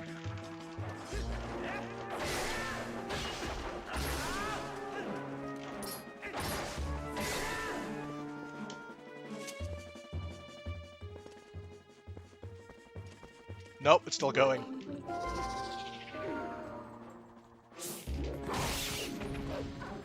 I think there should be a heart nearby, yeah? This is the last one that gives us hearts. And from here on out, we're on our own.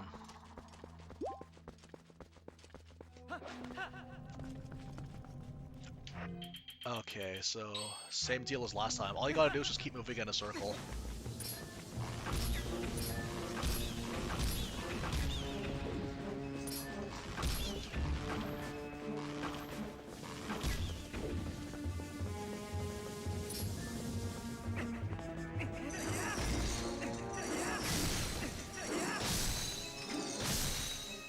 Easily dealt with.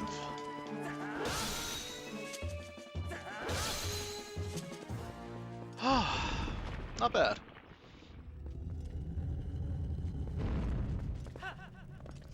Okay. No, we'll deal with this the fun way. They're gonna give us more. Oh, yes! 2 for 1! Let's go!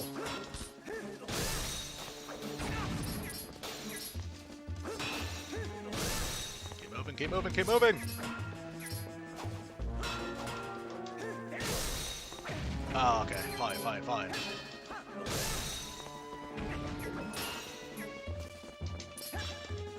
Later! Okay, so now we have everything that we need in order to just one-shot the rest of them. Sorry, no, not one-shot. Perfect spot.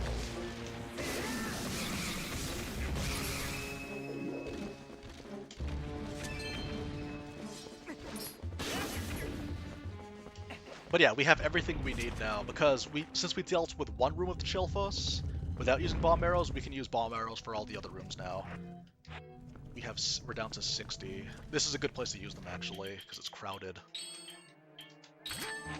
Let's use a fresh bag. So the way that it works is that you just have to hit them by their feet.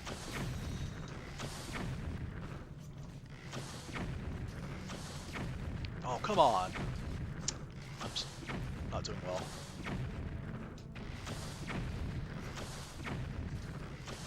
Look at him shimmy. Okay. Uh-oh.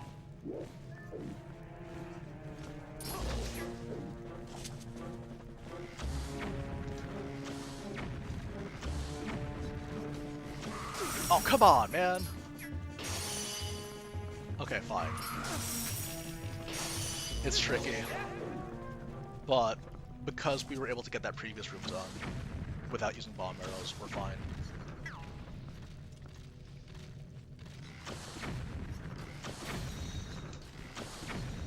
You have to predict where they're going to start walking. Sometimes they'll move from side to side.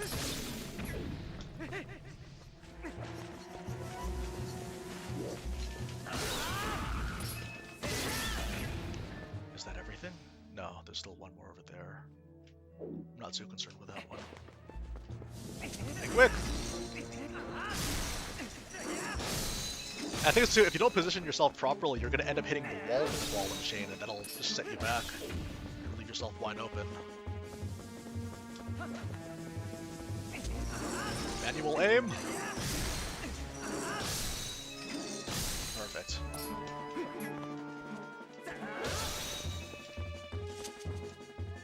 No, not quite. There we go. Doing pretty okay right now. Wait, is this the last one? No, not quite. We gotta fight against 3!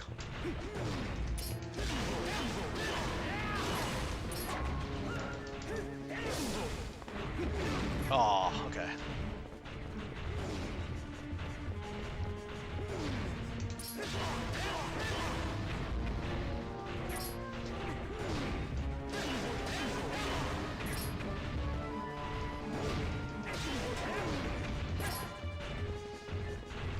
This is gonna be a little bit tricky. As long as we don't make any mistakes, we're good. We're good to go. We can risk this. Yeah, I'd say that was worth it. They all seem to be relatively the same HP.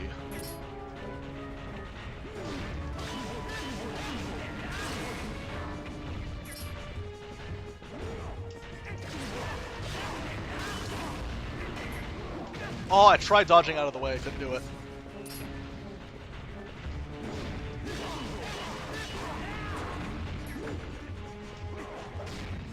Okay, so remember, target the one that's on the edge of the cluster, and then roll into the cluster.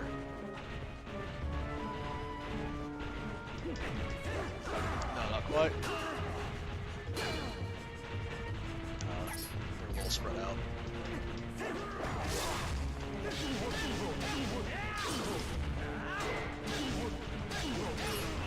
Guys, just let your friend die!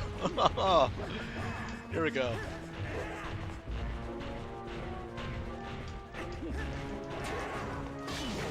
Oh, okay. See, now he's working like a teammate.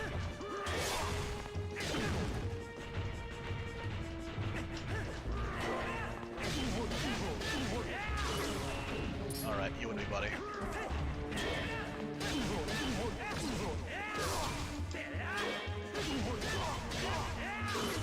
Easy. I think this room has a silver rupee in it. I think. For people that use the magic armor. Okay, here we go. Final stage. Time to make it count, boys.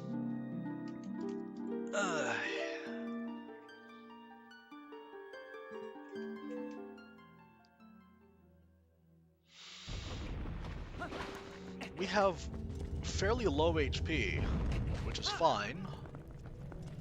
Alright, I remember this part.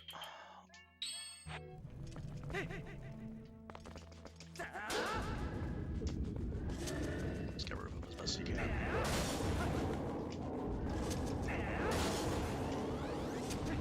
No, no, no, no, no, no!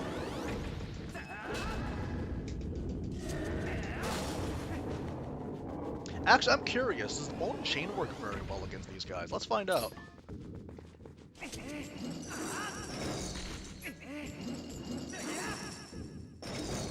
No, it won't.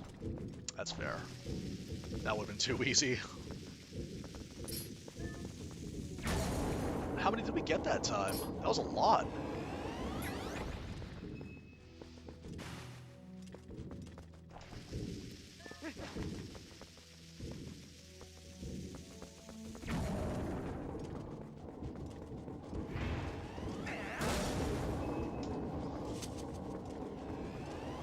Remember, roll to the side where the weapons are not.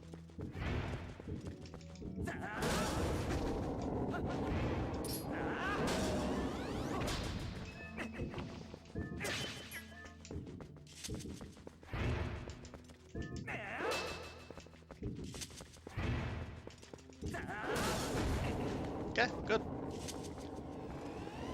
I'm thinking if it's possible, because there's that room with the reeds and all the choo-choos. If I position myself properly, I could actually scoop up the chew jelly from one of them for some extra HP if I need to.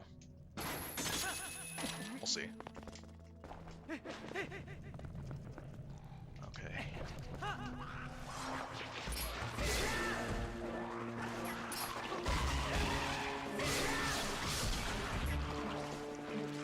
Really? You guys are still alive?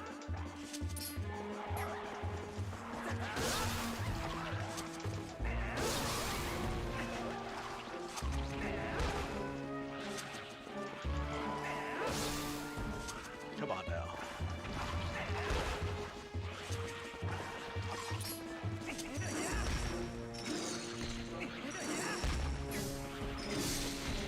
That's just dirty.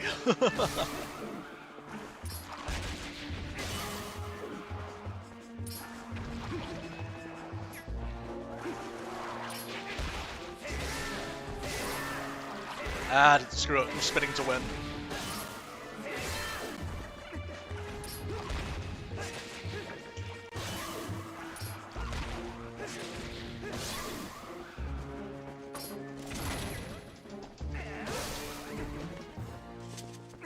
Alright. Oh boy. I swear, this is probably the biggest challenge in the game. Okay, let's be smart this time.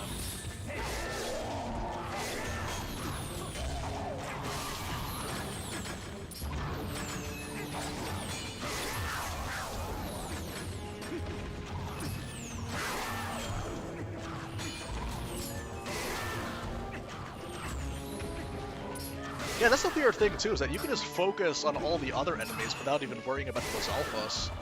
Just spin attack all the archers, and then the game's gonna take care of it for you. It's messed up. Okay. Oh, right, okay, there's no Poe to bother us here, so we're good.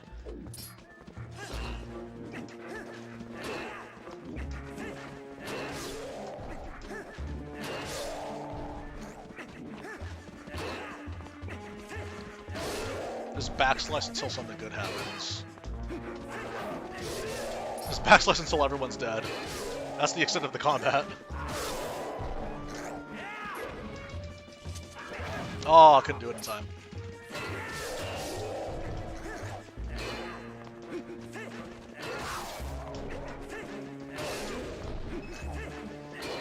This is so lame. Okay, sure. I think the next room... No! I think this is the room with all the archers in it, right?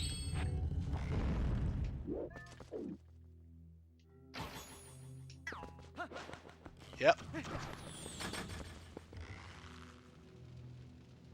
Okay, where was it? It's like around here, right? Yes. Bingo. Oh, a little bit more to the left.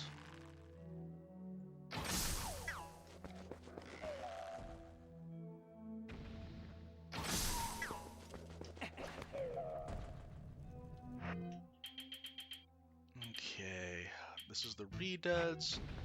We gotta position ourselves carefully so that we can not aggro the choo-choos immediately. That's gonna be tricky. You know what? Why don't I do this?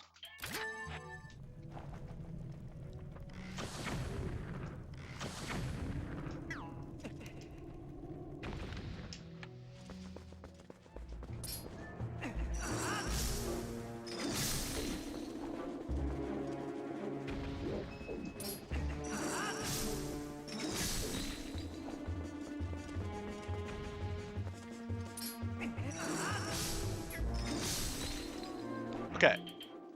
Oh, man. I have to get rid of one of these, don't I?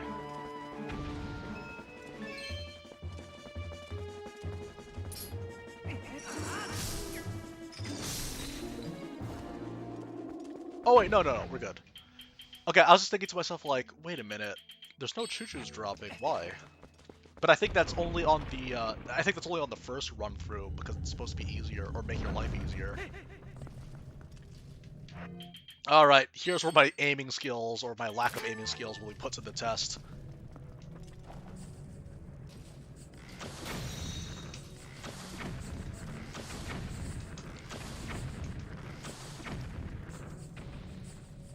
Nailed it!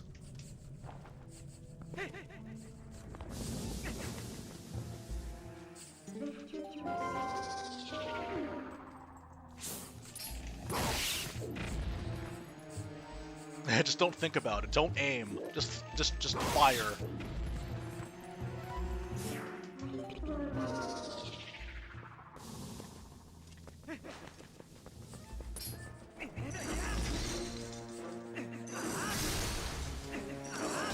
Uh-oh. Okay, we're good.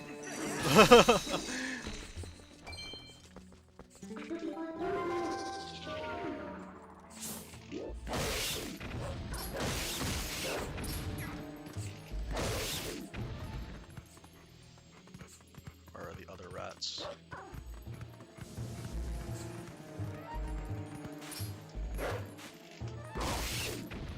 I think that's the last of it. Actually, I think that's the last of the ice elements. Oh! I think that's the last of the ice. I think we're pretty much in the clear. Alright guys, 3 hearts in a dream. First we gotta deal with the Air Alphas.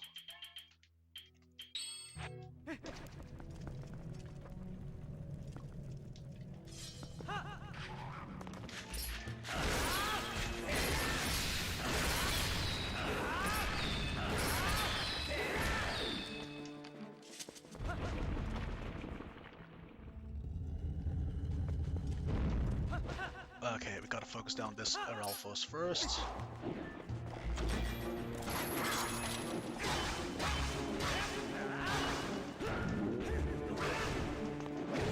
Oh boy, oh boy. That's okay, I'm fine with this.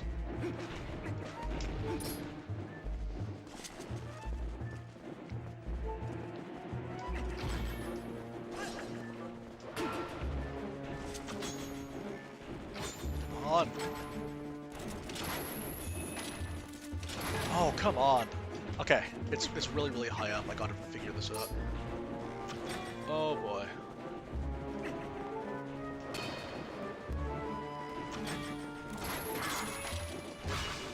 Okay, gotta finish this quickly before the Darknet gets here.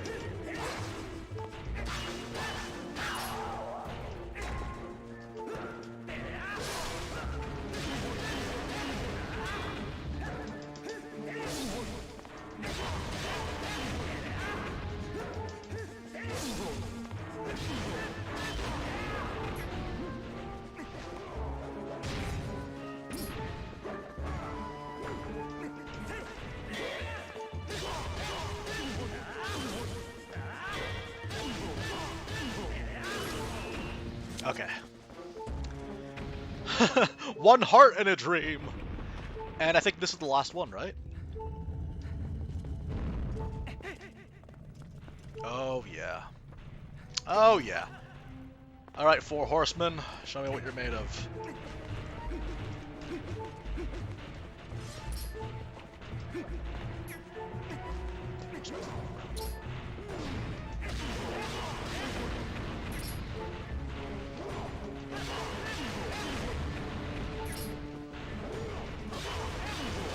Gotta space it perfectly.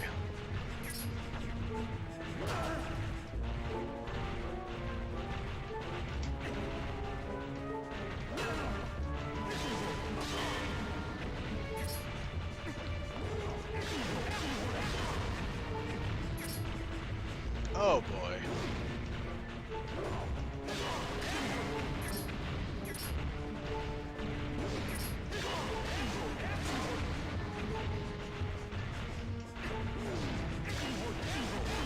Okay. You know what? Knock off everyone's helmet first. That'll be your first priority. Okay, keep moving into the circle.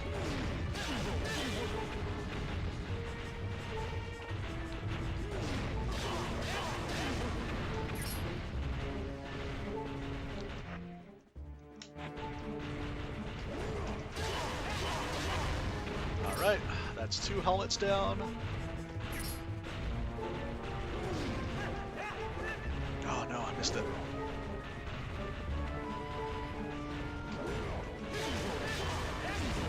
Okay, that's a shield down actually. Yeah, take out the shields next. Alright, 1 more helmet remains. Oh, come on.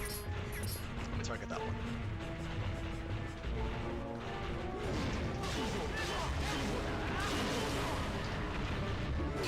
Uh-oh, uh-oh, uh-oh! I saw it coming! Oh, that's scary.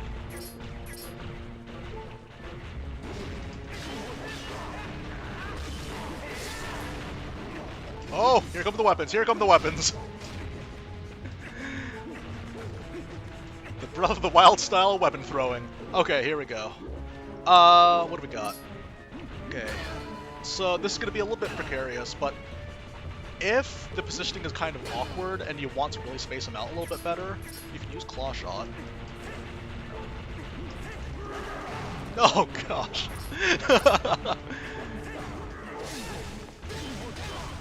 see how much damage we can put out.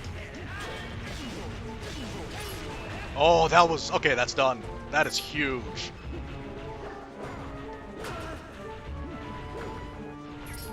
Oh, man. Okay. Don't mess it up, don't mess it up.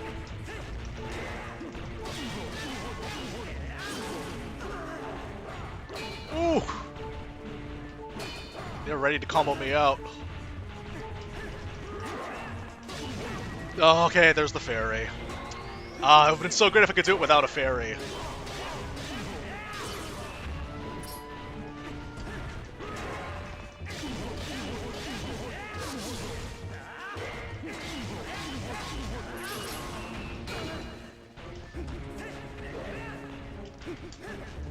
It would have been so hype if I could do it without a fairy. That was literally the last hit. I didn't get hit at all, I think. After using the fairy. Oh man. Oh yeah, and also the mailman was there. Ah well. We tried our best, but we totally failed.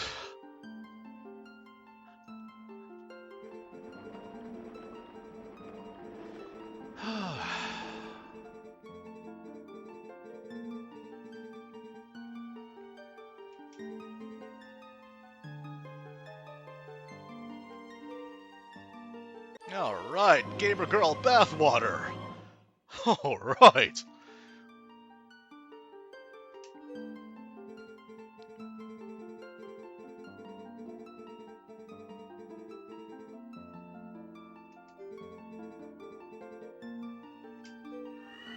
Okay, that's it, you guys. That's a wrap. Oh, wow.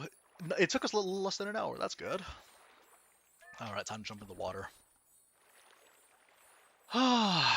Anyways, guys, thank you very, very much for joining this 15th anniversary stream. Cave of Ordeals twice, Palace of Twilight, Hyrule Castle, final bosses. I had a good time, and hope you guys did too. Those of you guys that are watching in the archive, thank you very much for watching. And I will see you guys for the next thing, whatever that may be. There's plenty of things happening on the horizon, especially for 2021, that I am looking forward to, and I hope that you guys will be around to see that for when it happens as well. So guys, thank you very much. Happy 15th anniversary Gamecube version of Twilight Princess, and I will see you guys next time. Take care, everyone. Take care. Goodbye. That was fun. I had a lot of fun.